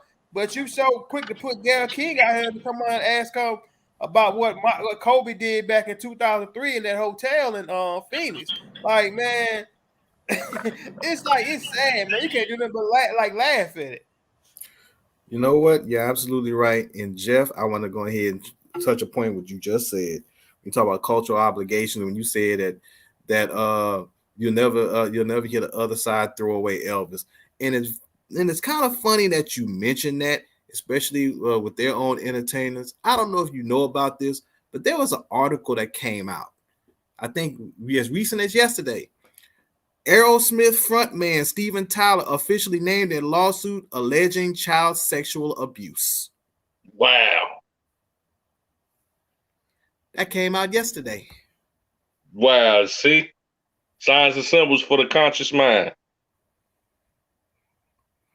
And a little piece of the article says Steven Tyler has been formally named as a defendant in a lawsuit initiated last month alleging that he sexually abused a minor in the 1970s. A complaint filed by Julia Misley, previously known as Julia Holcomb, in Los Angeles County Superior Court under the California Child Victims Act accuses the Aerosmith frontman of sexual assault, coercion of an abortion, and involuntary infamy. Misley, who is now 65, alleges that Tyler, 64, used his fame and status to groom, manipulate, exploit, and sexually assault her over the course of 3 years, which was beginning when she was 16 and he was in his mid-20s. Damn, don't that sound familiar to somebody? It's several like type of relationship that was going on with other people like in other races, man. Jerry Seinfeld, they say he was pulling up at his girlfriend high school in a Ferrari. But R. Kelly could pull up to the high school. He the predator. He the predator man. He the Chester molester. But ain't nobody bringing up Jerry Seinfeld. He was pulling up to the high school and picking up his girlfriend. His Ferrari. He was like in his goddamn mid-30s. R. Kelly was in his, you know what I'm saying? When he was going to Kentwood, he was like in his 20s, early 20s. Yeah, early 20s. And if he was dating a 17-year-old and he was like 23, 22, that's the age of consent in Chicago is 17. That's legal all day. To be technical with you. So who was he with? Then you ask somebody, they can't come up with nobody when you bring up Kenwood. Like, people don't know R. Kelly before he got on. He'll do shows at those high schools. Through Lena McGlynn, you know what I'm saying, his teacher. That's who he's go seek, you know what I'm saying, to compose his music because he can't really read. Like, Like people be taking narratives, man, and just make them out of. It's crazy, man. I yield back. Like this should be making me mad sometimes, man. But you know what? There's more. According to the complaint, Miss Lee met Tyler in 1973 after attending an Aerosmith concert in Oregon, where she was invited backstage and later to Tyler's hotel room. She accuses the musician of sexually abusing her that evening and of sexually assaulting her in a hotel room after Aerosmith's next concert in Seattle, where Tyler allegedly flew her out to attend. The following year, Tyler met with Miss Lee's mother and convinced her to sign over the guardianship of her daughter to him, assuring her of her well-being. Woo, wow. Does that sound familiar to anybody here? Sound like them Clares, man. Yeah, my wife didn't do that. Putting defamation on my wife. Doesn't this sound like they took this whole R.Kelly case and pretty much splattered Steven Tyler's name on it? Exactly. And you know what I was thinking about earlier, like we was touching on you know, surviving R. Kelly and that spearheading an investigation, which is ridiculous. But if you look at the New York indictment, it mirrors Demetrius Smith's book. And if you look at the federal indictment in Illinois, it mirrors Cash Jones' book. Like y'all, some trash. Also, Jeff, don't leave out. You leaving out a key point. Jim Derogatis gave "Don't Be Cruel" the manuscript to his book that talks the information he got from these girls. Yeah. I forgot about that. I didn't even. The girls. I didn't even know about that one. Misquote a victim. Don't you misquote a victim. Don't you misquote a victim. Don't you got a book coming out? You write a book. Let me know how this goes. Oh, and also, Big Vi, didn't Jim Derogatis also leave a message to her that said to contact her if you need anything else? Contact me if you need anything else. That's what I thought. But Jim Derogatis was talking shit during that trial. He said, man, he finna walk. But damn near said that Chaos about to walk off this case. He said they didn't have enough information. They didn't have enough federal people for this case like they did in New York. He's finna walk. He was mad as hell. He probably cussed Lil Mac, they don't care that he really walked. The fact that if he walks, it make them look like liars. That's what they care about. What I think gonna happen, man? They gonna keep sitting on this, and then once his appeal, he gonna be walked. But then 2 or 3 years, Cass will be home. That's my personal opinion. They just want him to sit now. The fans don't like to lose. Long as they gotta win, they don't care. Long and they got. See, one thing about the fans too, though, the fans find out that y'all lied to them. Somebody gonna have to sit down. Yeah. Like if R.Kelly walked, someone be surprised. Somebody gonna pay. Go ahead, Dean. No. Just now you good. I was just saying somebody. I was just basically reiterating what Bob said. Somebody got to pay for that. Once he walks, somebody got to pay. Oh yeah, the fans don't like to lose. They're gonna try to win. But my thing is about it though, it would make sense though. And we was living in a time where everything makes sense. Everybody was doing everything by the book. Y'all say this man is a Rico. He's racketeering. Man, why y'all want to go after Alice Clare, goddamn Bubba? And if it was true to Rico, man, y'all would have bought about 10 people down. Y'all did all that. Let one person let all these people got immune just to get one person. So basically, the government don't care about justice. So if I go out here and do something, all I gotta say is give me immunity. I'll tell you everything what happened. And let's say me and J-Rock did some I put everything on J-Rock. Man, that's not justice, bro. You let me get back on the street, you know what I'm saying, to commit for other acts. That's why I played the video yesterday showing about the Brady violation. And this is what I say. We all know. We know that a Brady violation was committed. We know that the government withheld information that could help R. Kelly. That's why they did not want to give over the 3,500 material. Right. They don't have no police reports. They don't have no medical reports. And shout out to Levi. He was saying on me Sean the other day, if the jury knew that they had text messages of the damn mama telling her to seduce R.Kelly, the damn the jurors would have heard that and would have told this man not guilty on that charge. I mean, the jury. I'm gonna take you here. I'm gonna take y'all right here. I'm gonna show y'all what the Chicago jury. We don't know shit about the New York jury, but in the Chicago trial, I'm gonna show y'all something. What they did with the prosecutors during this Aaliyah situation.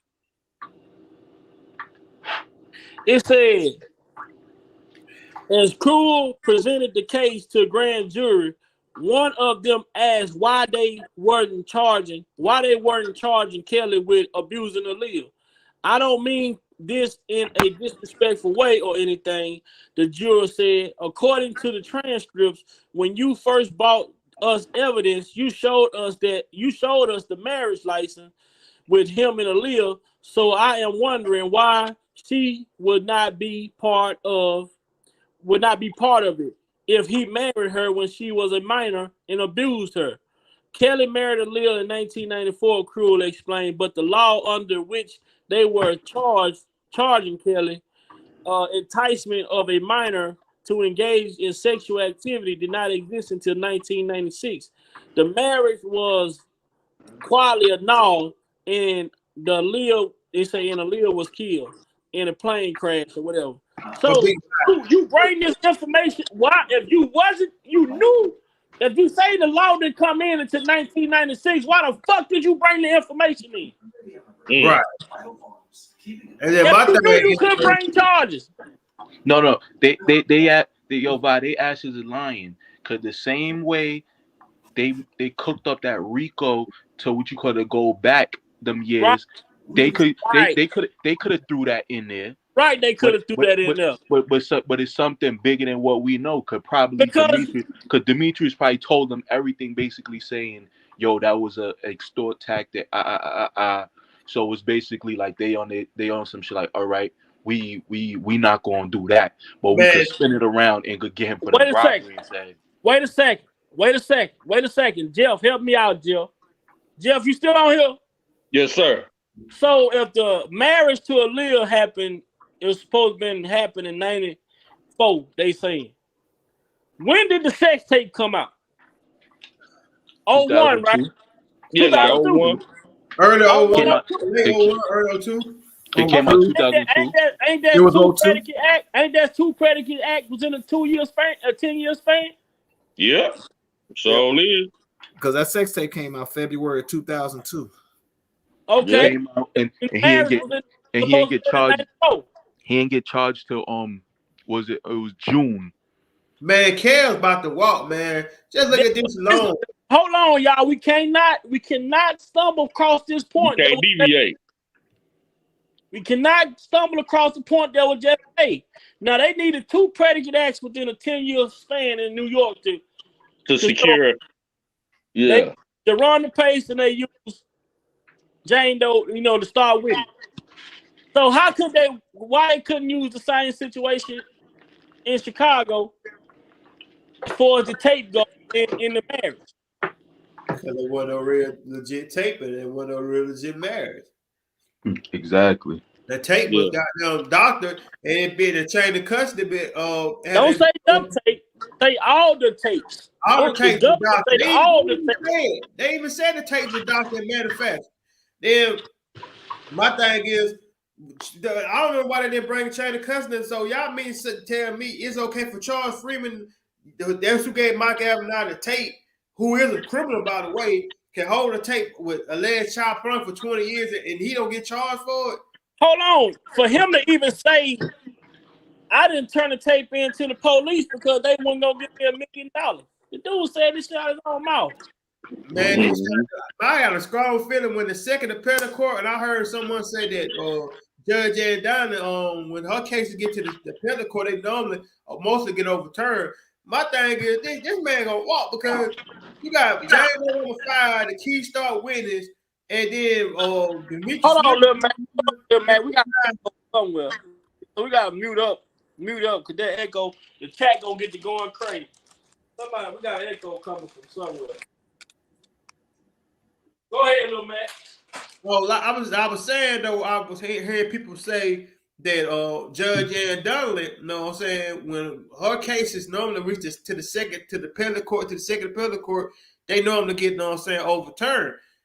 But for one, this man gonna walk because he gonna get out this situation when an appeal get approved, because you got like someone like a star witness like Jane Doe number 5 and Demetrius Smith. They went to the grand jury, testified to them, and said one thing. They got on the stand on the cross, and then direct by the prosecution said 2 or 3 different things. Like Demetrius Smith said that understand that R.Kelly had nothing to do with the bribery.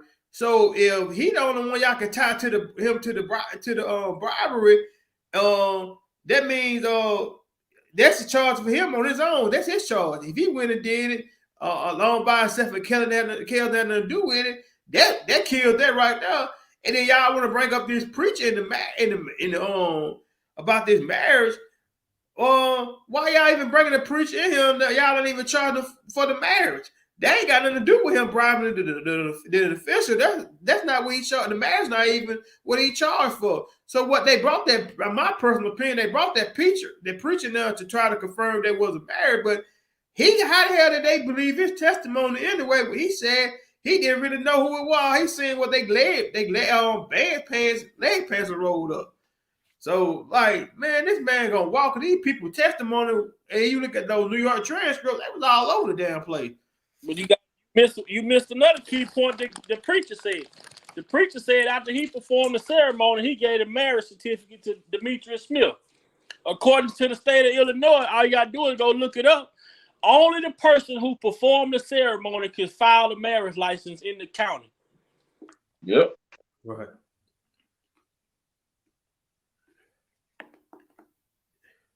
And then my thing is, if they did get married, then it would. When they said they got a law, shit. When something get annulled, it's invalid. So that's the end of it right there. But we ain't gonna even say if they did, because we know the shit never happened. Right. And then like you showed that the marriage tip somebody forged though Aaliyah and R.Kelly signature on them. Because me personally, when you put that marriage certificate up there, that's like a man handwriting. It probably was Demetrius Smith handwriting or either Barry. I think it was a publicity stunt though to sell records, man. They didn't know nothing about it. Rob and Aaliyah, they got caught up in the twine with it, and then it fucked up. Anything, it hurted both of their careers. Jim and I done say, my thing is, if this was child porn, why are Jerry Giles and the rest of these people passing these tapes around, watching them? I'm gonna give you another thing. If this was child porn,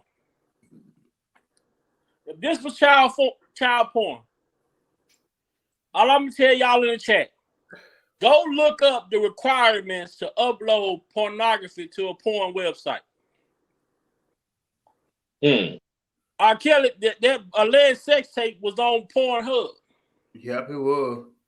And then my thing is, to be technical, Charlamagne, he was on the Breakfast Club bragging about it. And I said, man, no way. Man, back in the day, I was like, man, I want to see this tape. I want to see if this shooter's R.Kelly on the tape. And from my eyes, I seen the scenes. These women, you know what I'm saying, look like they was consenting adults, these females. And then my thing is, you can tell the tape was doctored. Even Charlamagne said, I ain't trying to be graphic. I know women in the chat. I mean, how you mean to tell me that a man can ejaculate? As soon after he ejaculate, he piss. You cannot do that. I don't give a damn who you is. If you're a man, you're not, once you get through having sex, you ejaculate. You ain't finna just piss right there. They play with me. Don't play with me, man. Go ahead, Jim, my bad. Oh, yeah, no problem, bro. And to add to what you're saying, you're absolutely correct. And also, I remember when the tape came out, and I thought it was funny back then. Like certain parts of the tape, like every part of the tape had a timestamp, except for that part, which was questionable if it was, Boss Baby or not in it. that part did not have a timestamp. And those tapes back then, all of them had timestamps. That's how you knew it was, an official tape. That part never. So how can you say when it was created, what day, what year, what time? That's with the around about, and you have this, 3 or 4 year gap, a window. You know what I'm saying? That's open. So check this out though. Y'all know what tape was going around. What a lot of tape that these people claiming they saw a tape of R.Kelly and his wife and Lisa Van Allen. Because Bo Brentley, they proved it in court that the tape that Lisa Van Allen took had him, R.Kelly, her, and his wife on it. Facts. Yep. And that's the tape they sent to Kansas City. That's the same tape that Charles Freeman them admitted to making copies of. And that's the tape that was going around. And the Keith dude, he said, yeah, I had the tape. I ain't think it wasn't nothing but his wife on it. I ain't know nothing. Lisa Van Allen was trying to shop the tape to Kamala Lee Simmons, Russell Simmons' wife. So you mean tell me Russell Simmons' wife was trying to buy a damn tape with child pornography on it? Exactly. Yeah. And then on top of that, let me go ahead and add this also. This whole tape that everybody's talking about. Why was that tape released or flooded the streets? Why was it released 6 months after Aaliyah died? Nobody want to ask that question. Good question. Nobody want to ask that question.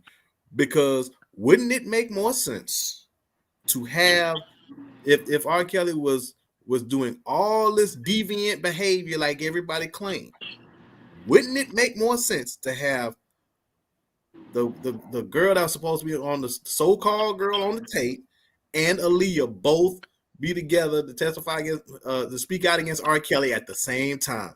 But Aaliyah was dead at that point. But then here come the tape.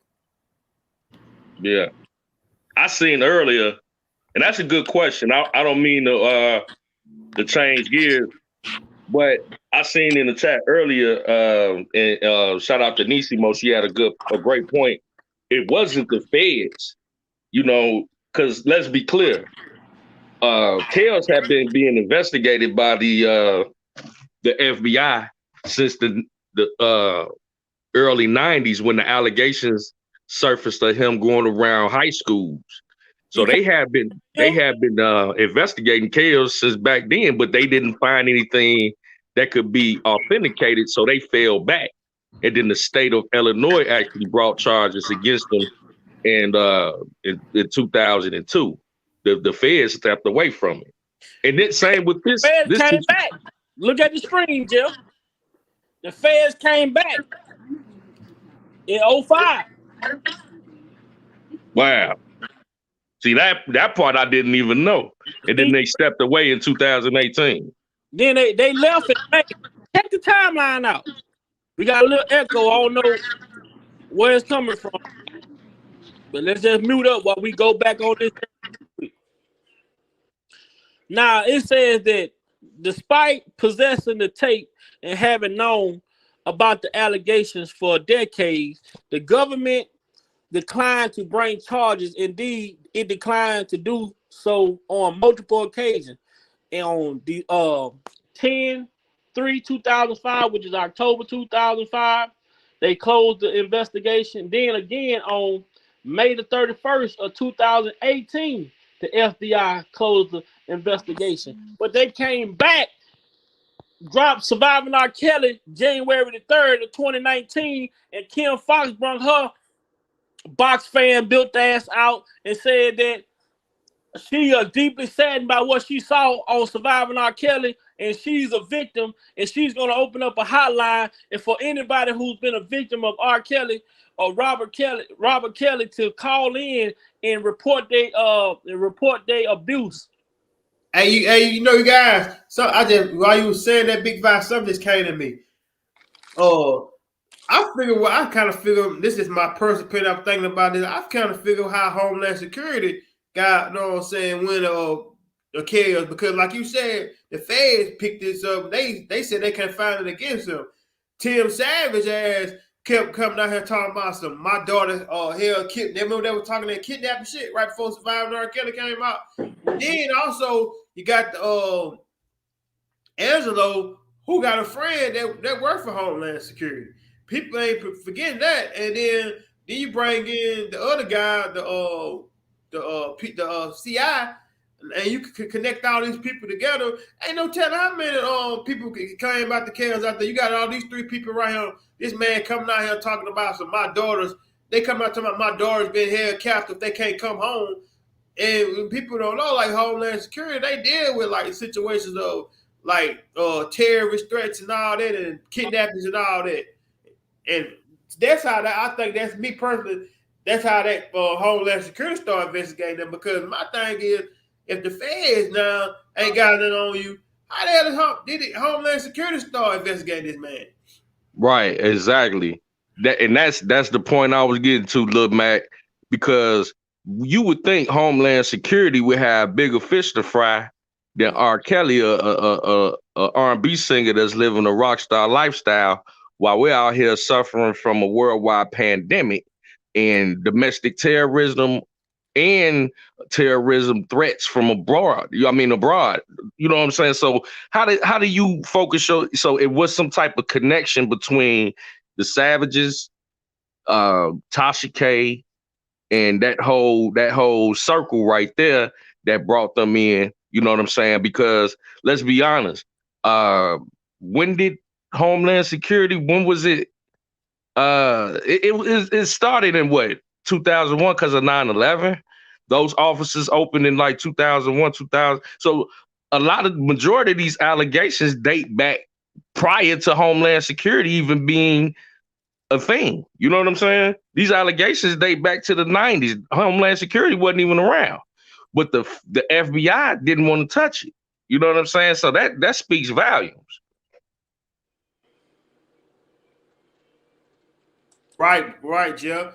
And then my thing is though, if you take the RICO off racketeering all that away from these, just some damn small ass little state charges, like can easily be debunked. So that's why they had to tie in the RICO, because this little simple shit, even the statute of limitation of these charges of like the bribery, it's 5 years for bribery. So they couldn't get him on that. So they had to try to find all this stuff to tie in to connect it to make it something. Rich really, like Jennifer said, they abused the RICO. Oh yeah, definitely abuse of the RICO and racketeering charges, because, like you said, it's really just a bunch of misdemeanors that they conjured up and put a blanket over it to dress it up like it's a criminal enterprise. And it's like, huh? Like a criminal enterprise. Now, people that are against R. Kelly, they should be the most upset because he wasn't convicted of anything that would accuse him of being anything dealing with pedophilia. Y'all running around with this narrative, but he's not even being charged with that. He's not being charged with anything dealing with that. They made this man a criminal enterprise, so that waters down y'all whole argument. Exactly. You know what I'm saying? It's like, what? Like, y'all should be more mad than us. And how the hell is this man a criminal, like a criminal, running a criminal enterprise? They try to say he's basically a pimp. He ain't got no co-defendants in this. Like, you would think that if he was really running something, he was, you know what I'm saying, sex trafficking people, he was getting paid, you know what I'm saying, off these young women that he sex trafficked 9 times out of 10. A pimp, that's who, you know what I'm saying, trafficking women across state lines. And I ain't seen too many, you know what I'm saying, pimps got hit with sex trafficking charges out here like that. And what they do in KL, like this man, this ain't even sex trafficking. These were his, you know what I'm saying, girlfriends. Like girlfriend. That's just like any of us on him. If we take our girlfriend across state lines, we gonna get hit with the man that a sex trafficking. It's the same thing. But famous people. Oh my bad. Go ahead, D. Now I'm saying, Lil Mac, but it's crazy. A lot of pimps will catch that human or that sex trafficking charge, but it still won't have the RICO over it. You get what I'm saying? Like the fact that they put the RICO over it still, like it's a lot of people out there that's doing way worse than what he's doing, but they still ain't get a RICO. They still ain't get a RICO over they as the top charge. Right. And what they're trying to say is that he used his employees. This is what they said in his RICO case is he would use his employees, but they wasn't aware that he had them doing criminal activities, but he was aware of them doing it. That don't even make no fucking sense. If I'm breaking the law, I know the law. I know something ain't right. I'm breaking the law. That should tell me I should be doing this. Like, I know right from wrong. I'm not stupid. Like, the way they try to spin this RICO is crazy. So they said the reason he had no code offense was because the people like Sherman Mack and all these people, they probably got immunity. They was like flying in. Leslie saying he was flying in under. This is my take from it. They were flying in these girls and all that stuff. He would tell them to do it, but they wasn't aware of what they were doing. That don't even make sense, bro.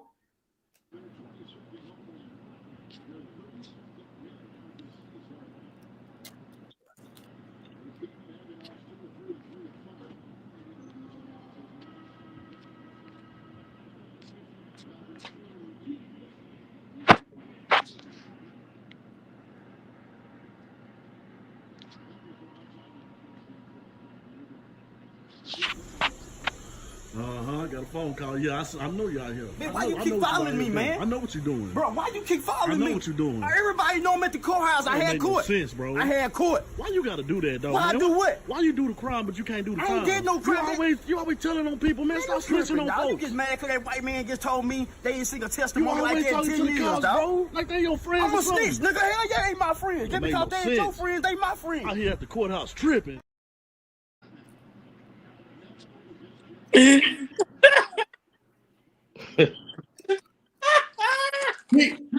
Big Bob.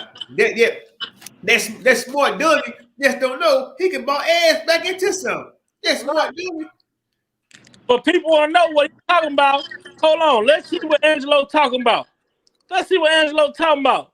You ain't heard it? The motion. He wasn't even 18.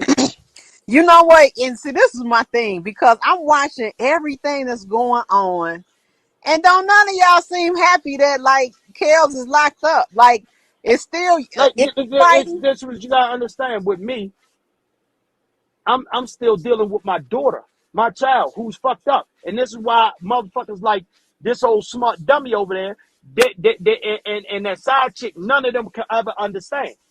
Because they rock that shit all day long, keep saying ass this, that, this. Y'all keeping that shit going. Because if they didn't speak about it, it wouldn't be keep going. But they speak about it because you need channels, you need growth now, this and that, and that's fine. But don't get mad when I speak on something and it's about my life. Because y'all invading my space and making my life into a different type of lifestyle. Because now I got to watch the internet again, see what this shit is, watch my family. Because how this shit going with this motion, guess what? Azrael could be pulled back in on some shit because of life. Wait. Why you say that? Why you say real well? Because of the motions. Did you read the motions? Read the motions. Okay. I see what you're saying. So they they might call her in and be like, "Did you get exactly. the now we need to exactly now we need to hear run this it back. part, that part again." Yeah. Yes. So now when she thinking she moving her life on, this dummy done dragged her in there because he want to be on his YouTube talking about, oh yeah, I got this, and we seen that, and you seen his father there, his mother there, this and that. Man, we was visiting. My wife never stayed at that fucking house. My son never stayed at his house. What the fuck is he talking about? But you know they might shit goofy. Oh, because they say they might pull you too, because she ain't say your name. I promise. Listen to me. I promise you they ain't gonna call me. Listen to me. I promise you. That's a strong promise. That's smart done. Don't call me out, nigga, low. How many bricks you sell your child for? It's in the transcript. Some motherfucker see my wife slept some motherfucking R.Kelly. Tim. See, Tim? Let you talk, though. Let me talk. No, you want me to lie on Mason, and I'm just not gonna lie on Mason. It's in DeKalb, Georgia. The case. I can't talk about that right now. I can't talk about that right now. But Dana, you got it. You got it, Dana. You got it. You know what happened. Dana, see, Tim want me to lie on Mason, but I'm not gonna do that. I ain't gonna lie on no that. Justin, you sold your goddamn daughter. You said we ain't in the same boat. You sold your goddamn child. What about Cat Mess? What about Cat Mess? Team Truth is Team Lies. Jada want to be part of this shit. She got some that going on. She want to be part of the R.Kelly shit. See, that what? See, R.Kelly. See, dude had my daughter. So give my wife a phone. She texted herself trying to make it seem like my wife going along with this shit. If I would have knew my wife was telling my daughter going back and forth to induce or entice the man like that, me and my wife would have been got a divorce. You goddamn Lalo. You knew what your daughter did. You sold it down for some bricks. You sold it down to Mason for some bricks. It's in the transcript. It's in the transcript. Goddamn transcript. I'm tired y'all playing my motherfucking family. I'm tired y'all enablers going back and telling my daughter if I can have a relationship with my daughter because you enablers.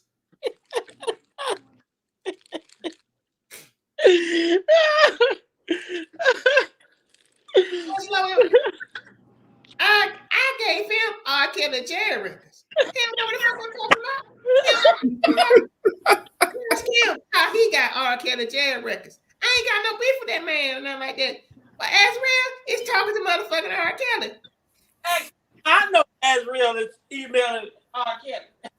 Then you motherfucker want to be gangsters and you're so bad, you're money hungry, and you get on your YouTubes and talk shit. Well, you ain't got a goddamn thing going on. It's the same man that put a goddamn camera in your daughter's face talking about an intervention. It's the same man that came out on YouTube Live talking about her daughter True, talking about fellatio and shit. Yeah, you put that defamation on my goddamn wife, Tim. Yeah.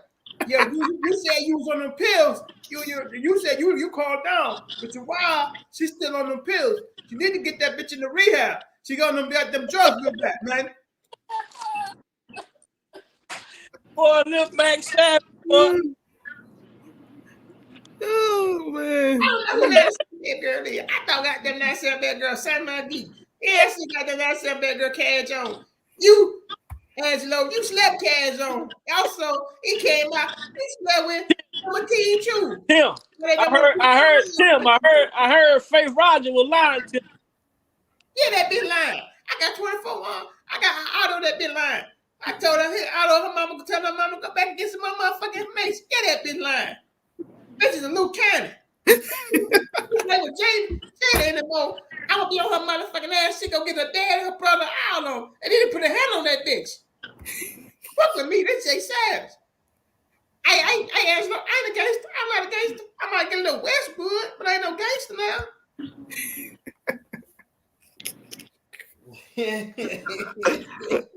Them parents are goddamn fool, man. Oh my god, man. Come on, man. Y'all got me up in here. Y'all got me up in here crying like hell, dog. Damn. Oh shit. Oh man, talk about now I gave him R.Kelly jail records. So I don't know what the fuck I'm talking about. Man. They both be true. I remember how they be talking about something. They ain't want Cash on. They get flirted with them. Angelo said it and Tim said, I ain't want no goddamn Cash on. Yeah, I flirted with the bitch because my daughter's in a situation. I'm just trying to get the information out of her. Yeah, I flirted with the bitch. Yeah, well, Tim, I'm about to go get in the shower. Yeah, Tim said you trying to get in the shower with you.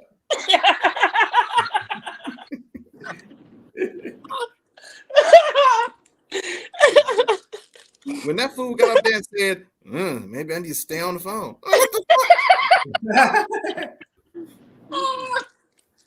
Nah, man. What about the one Esno said though, man? Esno said, yeah, man. I'm gonna have them got them hands on that edge, man, while they came crossing up the jail, man. You. I don't want no Cash. Y'all motherfucker get excited about Cash on her voice and shit. I could have been exposed, girl. I could have been exposed her. I could have been exposed her. I ain't want to expose her. What they gonna do?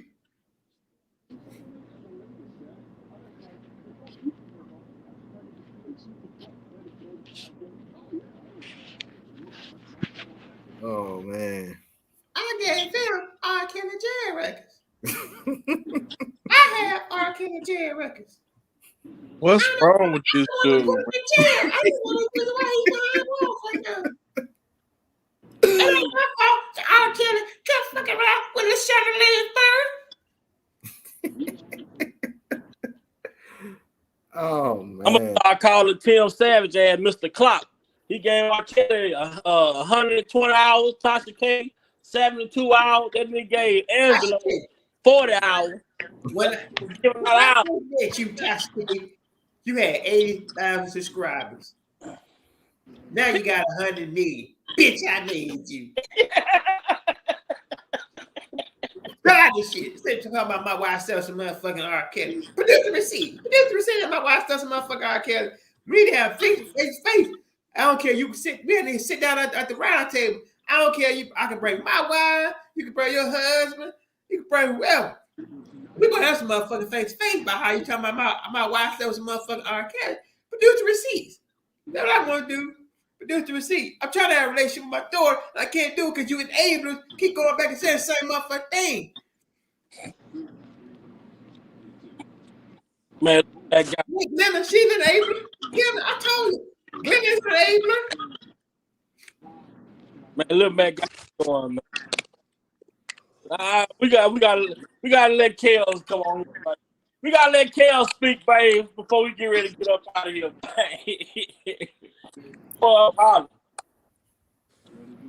Oh man. Let's speak, man. Let's see what I want to go. I'm sitting up in here wiping tears from my eyes right now, bro. At the same time, because I know who I was talking to. It's hard to trust people. People take my words, they twist them, and all I'm trying to do is get out the truth. Yes. And that's the only reason I continue talking is because even though I'm in the dark and don't know who I'm talking to, my strength comes from because I'm telling the truth. You know? So I was going to say, man, you mean to tell me a BOP disciplinary hearing officer is going to just wake up one day and say, let me just take a chance on my career, losing my career and going to jail, and just access all of my private phone calls?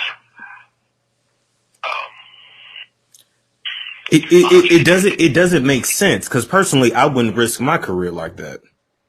That's my point. You know, let me just take a chance and just access R.Kelly's records, private records between him and his girlfriend and his attorney 153 times. So let me do it 153 times. Let me scan that to my own personal Gmail, and then let me send that to a blogger, Tasha K, who happens to know my girlfriend Joycelyn father really good, who happens to know the parents of the government witness in my case.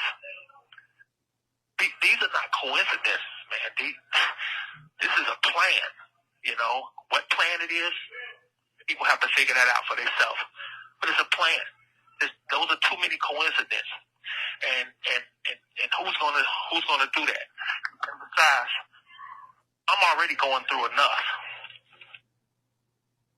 So I wrote this thing down because I don't want to be scrambling on this phone for my little 15 minutes. I got you. And I know my own handwriting, so when people hear me say I wrote this down, I don't want nobody to go, oh, I thought you couldn't write. Well, I can't spell, but I can write. So this is my own handwriting. I said, I'm already going through enough. And the last thing I need is a BOP officer and a blogger illegally stealing and sharing my private phone calls and emails. Between me and my relationship, who just happened to be the government's star witness in my case. They have to stop acting like this didn't happen, or like it's not a big deal, because it's a really big deal. So big that I believe it tainted my case in a lot of ways, which also I believe was the plan, at least when it comes to this BOP officer and Tasha K. Because ask yourself, what other reason would a BOP officer, a disciplinary hearing officer who's like a judge in the prisons, why would they illegally access all of my emails and phone calls? Why? What is the reason to do that? And send that to her own personal Gmail account. Give all of that information to a very influential blogger, Tasha K. Why would Tasha K need to share all of that with government witnesses in my case? Why were they both allowed to get away with it? This happened 4 years ago. This happened around the same time my girl was flipping on me and lying on me. It's been 4 years now, and I, nor my attorneys, even know who this lady is, this BOP officer. Don't know her name. I don't know if she's white, black, I don't know what. We haven't been told anything. How does she know Tasha K? How did they meet on this planet? How did a disciplinary hearing officer and a blogger meet?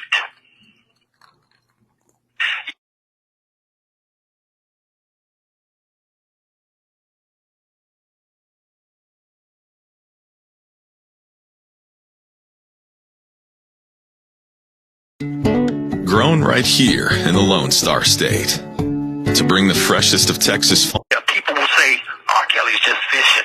He's just trying to figure something out to get out of jail. You're damn right, because I'm not supposed to be in here. You don't have to fish, though, with this situation, because there's a search warrant, an affidavit that backs up everything I'm saying. People are just ignoring it. But it exists. It's in the public. It's in the system. It's in black and white that this BOP officer and Tasha K did this. And although the investigation is not fully disclosed, it should be. It was executed by a federal agent. Not R.Kelly, not my attorneys, but by a federal agent. It was signed off by a federal judge who would never sign off on a search warrant unless there was enough probable cause to do so. I don't have to lie on anybody. This call is from a federal prison. And I definitely wouldn't be in the BOP, being held by the BOP, detained by the BOP, and on this damn phone lying on the BOP. Besides, it's not that I'm coming against the BOP. I'm coming against this BOP officer.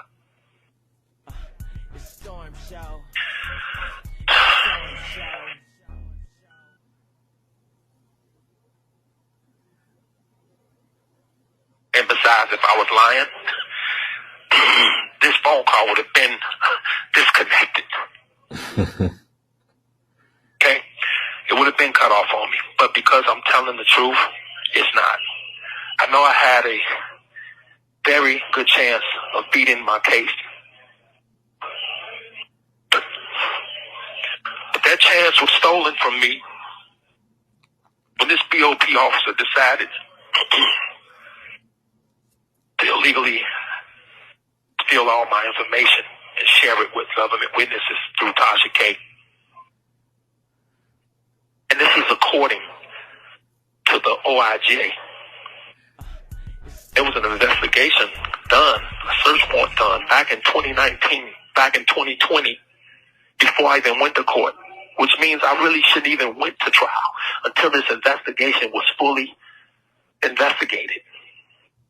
Because now I'm found guilty, and here I am, looking at all of this information that could have helped me in my case.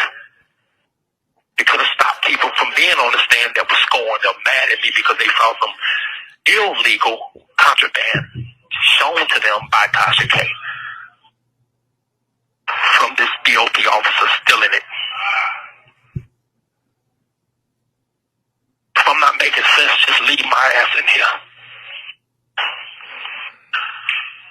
more making sense. And all I want is the full disclosure. I want full disclosure on this investigation. I want to know this lady who stole my information and gave it to Tasha K. I want to know why she did it. I want to know how she met Tasha K. I want to know why they did this to me. I want to know who else is involved. Why? Because you damn right I want to go home, bro. I want to get my life back. Because nobody deserves this. I don't care if you had a traffic ticket. I don't care what kind of case you have. You have the right to prove your innocence.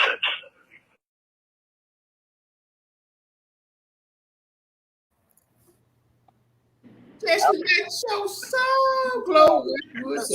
I hope that's What's going on behind me? I'm talking about Soul Glow. I'm talking about Savage. Oh, Savage Curls, man. Wow. Gangster. Savage Curls on the way. Savage Curls. So you know what? All this time, I was wondering what S Curl stood for. Now I know. Savage Curl. God. All this time, I was wondering what S Curl stood for. Now it makes sense now. Savage Curls, man. Yeah, man. That BOP officer, man. When carriers get that information, man, that's gonna blow the ceiling off of everything because I believe it's a prosecutor or somebody. I don't know, man. Yeah, man, that shit, man, gonna help him. I think it'll help him get his case overturned in New York. And he had a strong chance in New York without that information, but that gonna but I even look at that information was used in Chicago. That's why I keep telling people. Right. The BOP information that was given to Tasha K was used. It was given to the CI, the confidential informant.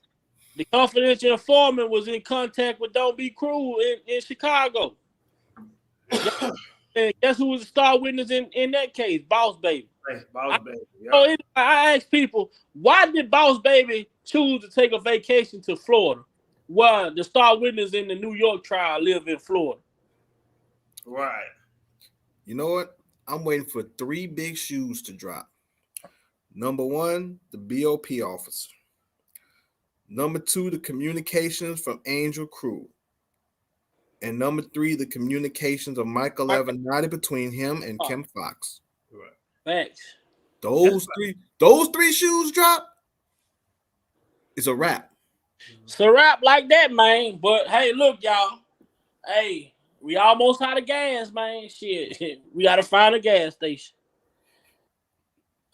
We had a great live tonight, man. We've been on here 2 hours and 30 minutes of straight facts, straight information, making straight points.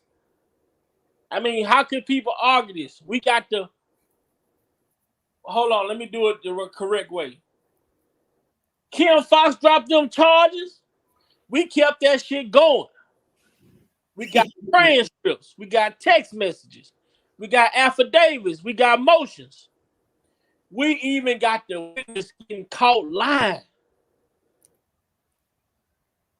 We got Avenatti. We got the parents. And we got Tasha K admitting that she got R.Kelly Jerry Rex, and she gave it to Angelo Clare, who, by the way, is the father of Jane Doe number 5 in the New York key witness of the New York State case. Thanks, you smart gun. Lil Mac, you crazy. And we also got Lanita Carter, who said R. Kelly didn't finish, but he came anyway. How? And he spit on me 6 times. And then it seemed like to me, did Jeronna Page take her story? Like Jeronna, you gotta know Jeronna Page got them lines. She took a little bit of everybody's story. She took Lanita Carter's story about the shirt. She took Faye's story about the goddamn herpes. Like this mother right here, just a flat out liar. And she was in all 3 cases. I told you, but man, y'all better let R. Kelly up out there. Look at this right here though.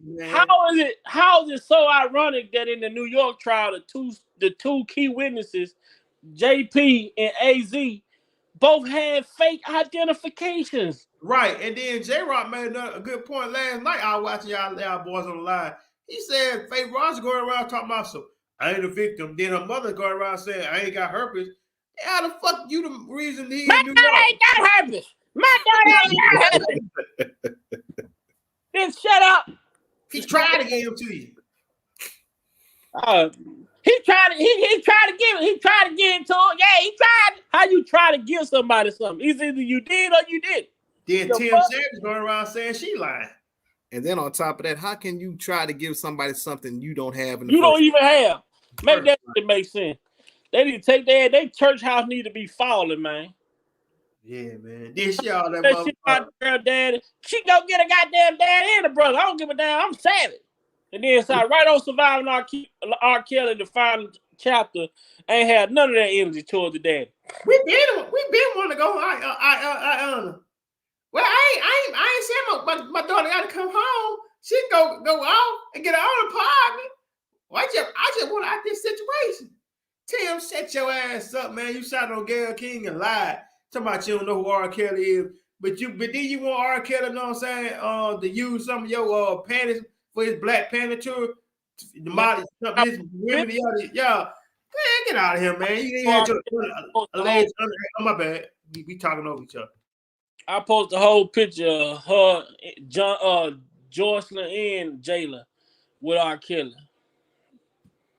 Man, these people just don't care about the lies come out their mouth, man. Right, and then that Gowns dude, I think Kevin. Hey, man, Prima Donna ain't on tonight. She might fall no. Kevin Gowns. That's how, you know what I'm saying, Jocelyn got really introduced to R. Kelly through Tim Savage and Kevin Gowns. Kevin Gowns was R. Kelly role manager, and that's how they were trying to get her to work with their singing. And then, but R. Kelly said she couldn't done Russell them out. They were saying that R. Kelly was saying she couldn't sing, which Jocelyn can't really sing. Azrael can sing, but she can't really sing for real. She can't sing either. She saw that ass on Gayle King the second time. Looked like she just came off for auditioning for Django. Damn. Man, look like she been got a hold. I ain't trying to bash y'all. Like she got a hold of that booger sugar. You see them ruffles on her shirt, man? That motherfucker dressed like she was born in 1951, man. That boy had on a recital outfit. That they did look. Look. This had a recital outfit. Look, I'm gonna tell you right now. Compared to what she looked like in the first interview, to compare to how she looked in the second interview, man, she looked like she aged like Emperor Palpatine on Star Wars, dog. Yeah, I see. So, Lizette Martinez, crazy ass, trying to sue Don Russ, talking about he been R. Kelly manager for 20 years. He gonna do anything for some money. What you say? She tried to sue her for like what? Sue her for like what? $50 million or $70 million? Some shit. Don Russell locked up. Man, she trying to sue anybody for some money. She don't care who got it, who give it to her, as long as she get it. Tim Savage like that too. That motherfucker tried to sue a Chinese restaurant. I guess he said his egg roll was a dog leg. So he tried to sue.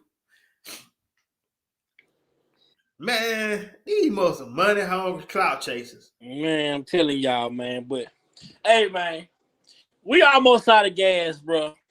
So in the final statements, y'all go ahead with it, man. We gonna get up out of here, man, until we go fill up for tomorrow. Man, great live, man. I commend y'all guys. J-Rock, shout out for the assist, man. Shout out for the assist, man, J-Rock. And tomorrow we gonna get on. We gonna get to Greenberg rebuttal to Michael Avenatti. And we're gonna go back and listen to some of Greenberg. See, this now we going back to the beginning of everything that was being said and listening to it, with a clearer understanding now. And now it's all starting to make even more sense. So tomorrow we're going to break down Greenberg rebuttal to Michael Avenatti. So I'm going to let you guys give y'all closing statements. And also, for anybody in the chat, I got the link pinned to the top if you want to get a membership. The link is pinned to the top. If you like to donate to the channel, the Cash App is going across the tip at the bottom. It's greatly appreciated. I want to say a shout out to the members that helped me get the equipment that I posted last night. There was a great achievement. I was surprised when I seen and got the phone calls. I'm like, man, I ordered it today. I'll make sure I post the receipt, let y'all see that I did order the equipment that I posted last night that I was trying to get to try to bring better quality to the channel, and so we can have better conversation and clearer conversation as well. I did give a announcement to everybody on the panel, and let them know how much you guys in the chat appreciate their opinions, and that y'all only concern is that being able to hear each and every one of us talk when we voice our opinion. So I was able to make that statement as well. To my big bro, to my little bro Dean, they got on Dean hard about eating them oxtails yesterday. But I told Dean, I say, boy, they was messaging me about you. I say, boy, he pissed me off because the way he was eating shit, I wanted some oxtail. Yeah, shout out to that. So we just gonna continue to try to clean the platform up. We're gonna continue to push out the truth. We're gonna continue to push out the message, man, and continue to grow. And guess what, man? I love you guys, and I respect y'all for coming on, voicing y'all opinion. I appreciate it. I'm just Big Val Opinion. Without y'all, this platform would not even exist. So I appreciate each and every one of y'all, even the chat as well, man. I'm grateful for y'all, and I'm not with the shit. I told y'all, Old Cold, Team Truth, anybody that's ever talked bad about R.Kelly, I don't associate with those people. This platform is not for that. This is a pro R.Kelly platform. I'm not sugarcoating shit.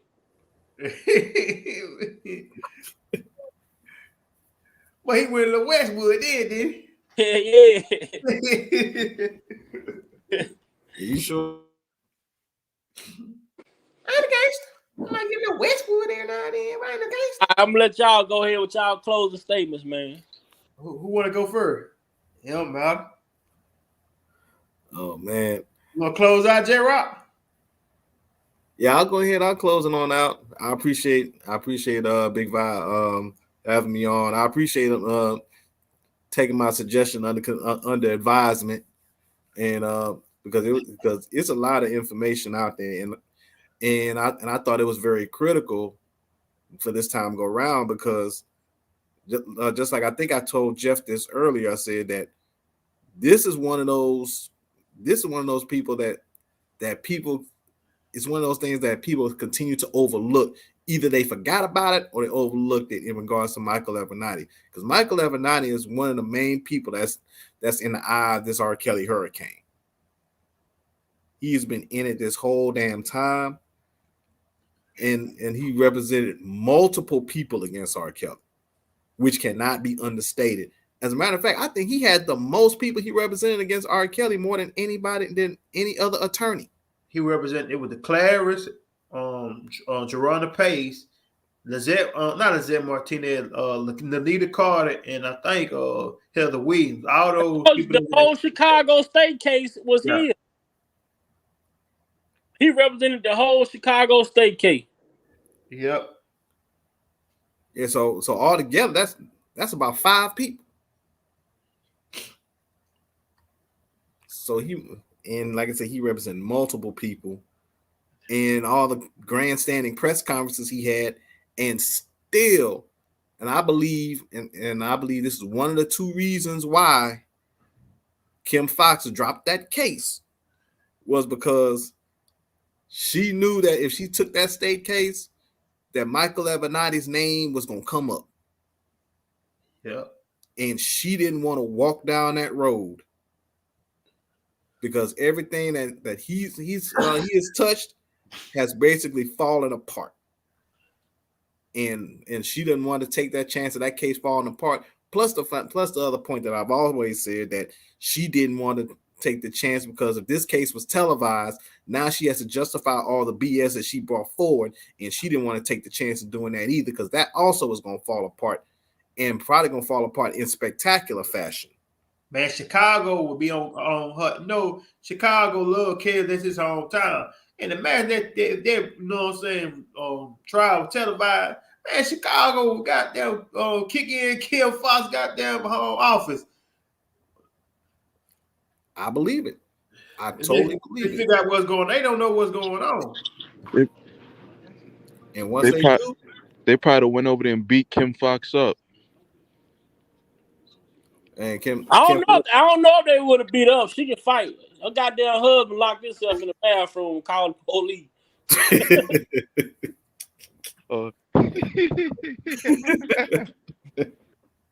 I'd be scared of that goddamn Chewbacca in the mug too. Yeah, because what did Han Solo say in Star Wars?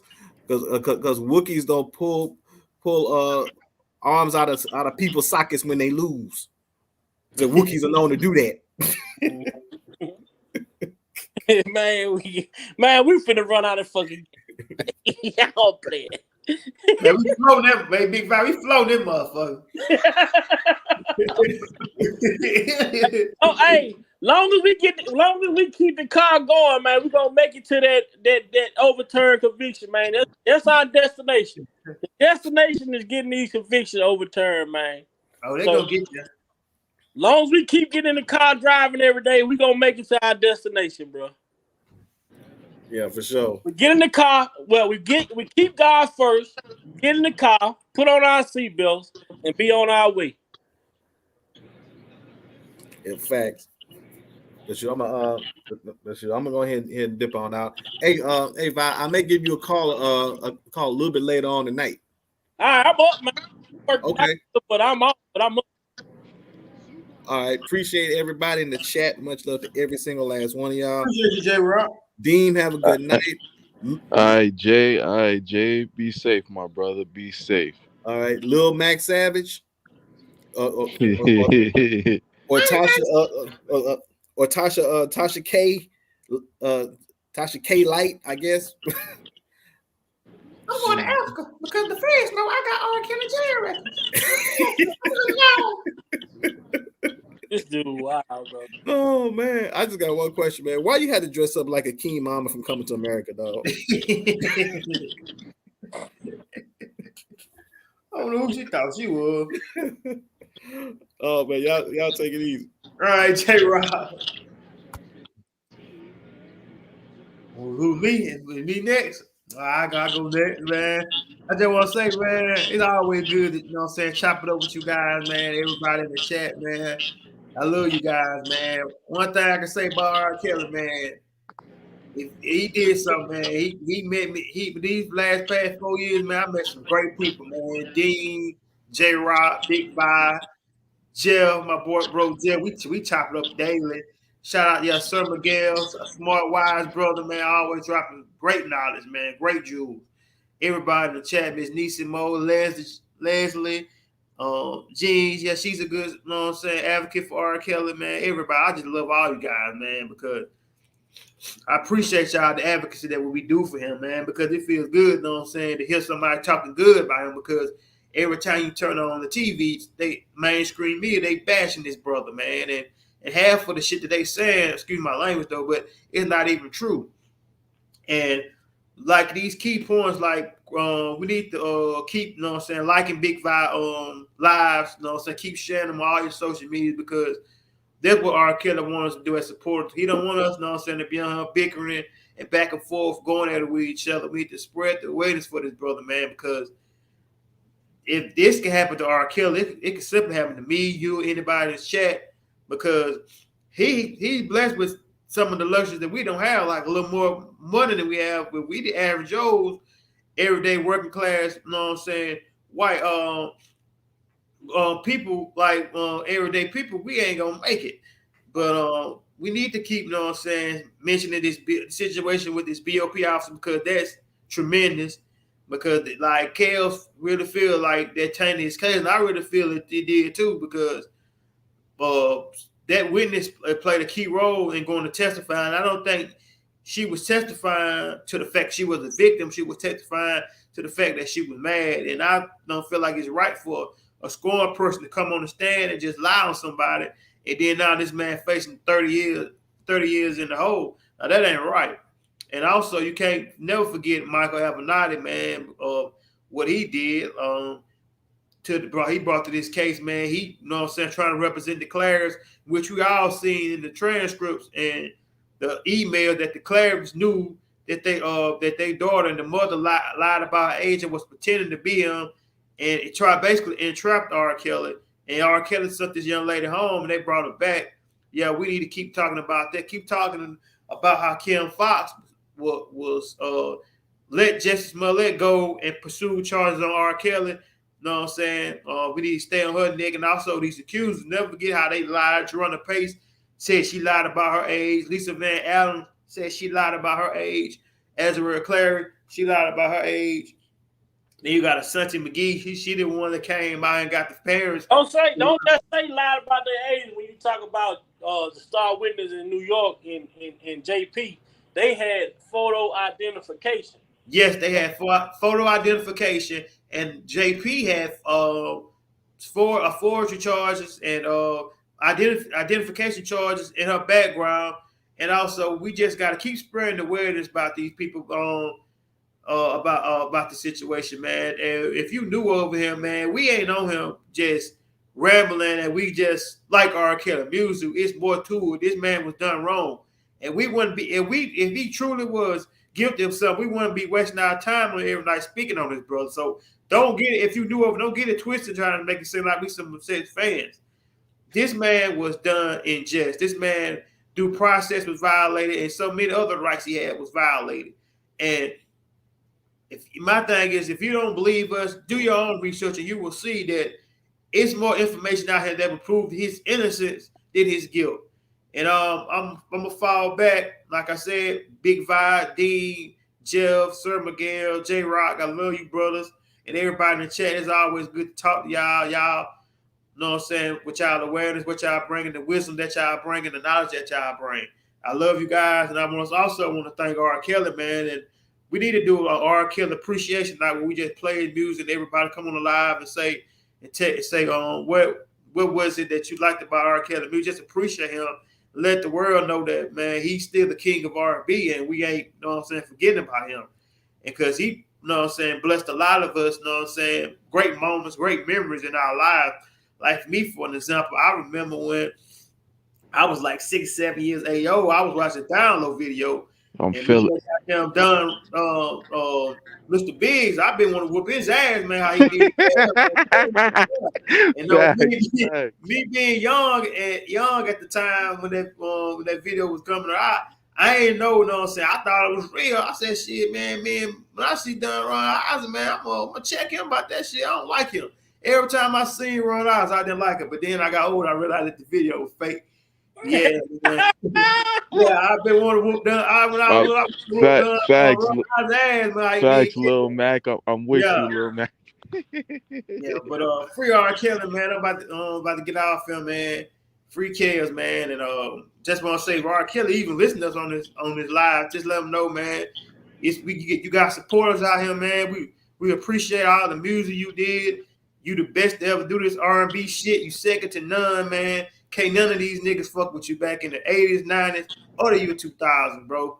And we love you, man. Love you guys, man. Free Chaos, man. Free R.Kelly. Like, love you more, Lil Mac. Love you more. Love you more, Lil Mac. For sure. Yeah, my go now. Yeah. Once again, you know, it's a great live, my brothers.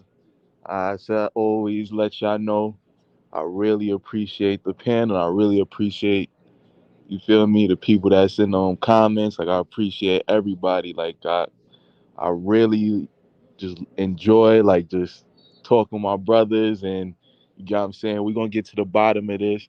And I'm telling you, once Kels get out, he owe it to us. He better get on our platform, Big Bob. I'm telling you. He Hey, let him spread his wings and fly high. And I'm going away when the results is in. I'm just gonna vanish. Facts. We gonna act like this night. We gonna act like none of this even ever happened. Right. But you got what I'm saying. But I ain't gonna hold everything any longer. I love you, Vi, and I love you, panel. I love everybody. Peace out. Have a good night.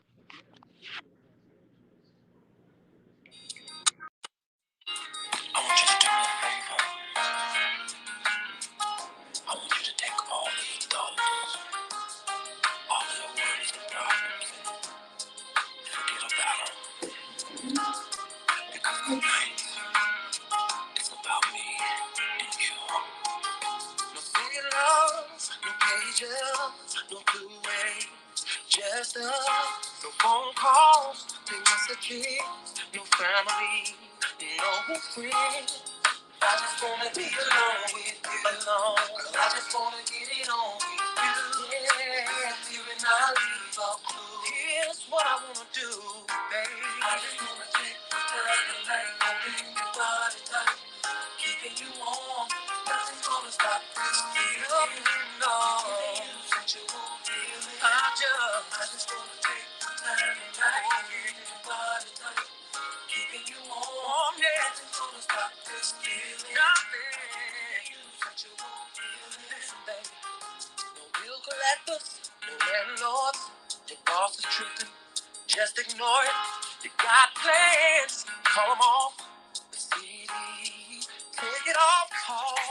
I just wanna be alone with you. Call. I just wanna get it on with you. Yeah. And I'll leave a clue. Here's what I wanna do. I just wanna take the time tonight, holding your body tight, keeping you warm. Keeping you warm. I'll be giving you sensual feeling. I just want to take my time, keeping you warm. Keeping you warm. I'll be giving you sensual feeling. Really want you, baby, baby. Really want you, baby, baby. Really want you, baby. I want you. Oh, you want me like I want you, baby. Baby, want you, baby. Sexy lady. Want you, baby. Listen, baby. I got to have you, baby. Gotta have you, yeah. I got to right now. Have you now. I got to have you, baby. Oh, baby. I got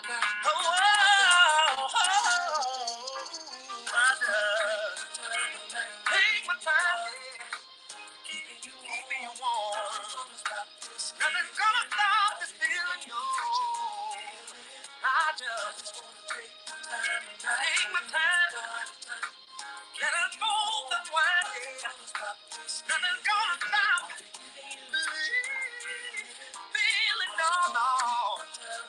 Make you feel good, yeah. What you want, nothing's gonna stop this feeling. Baby, wanna say it.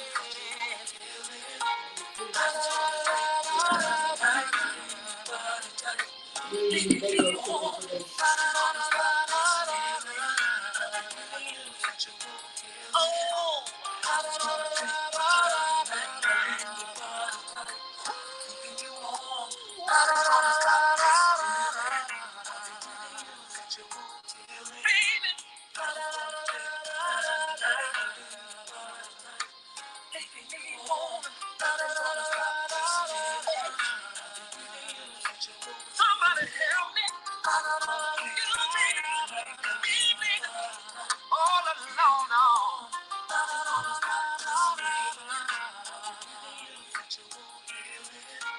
I just wanna take my time tonight, holding your body tight, keeping you warm. Nothing's gonna stop this feeling. I'll be giving you sensual feeling. I just wanna take my time tonight, holding your body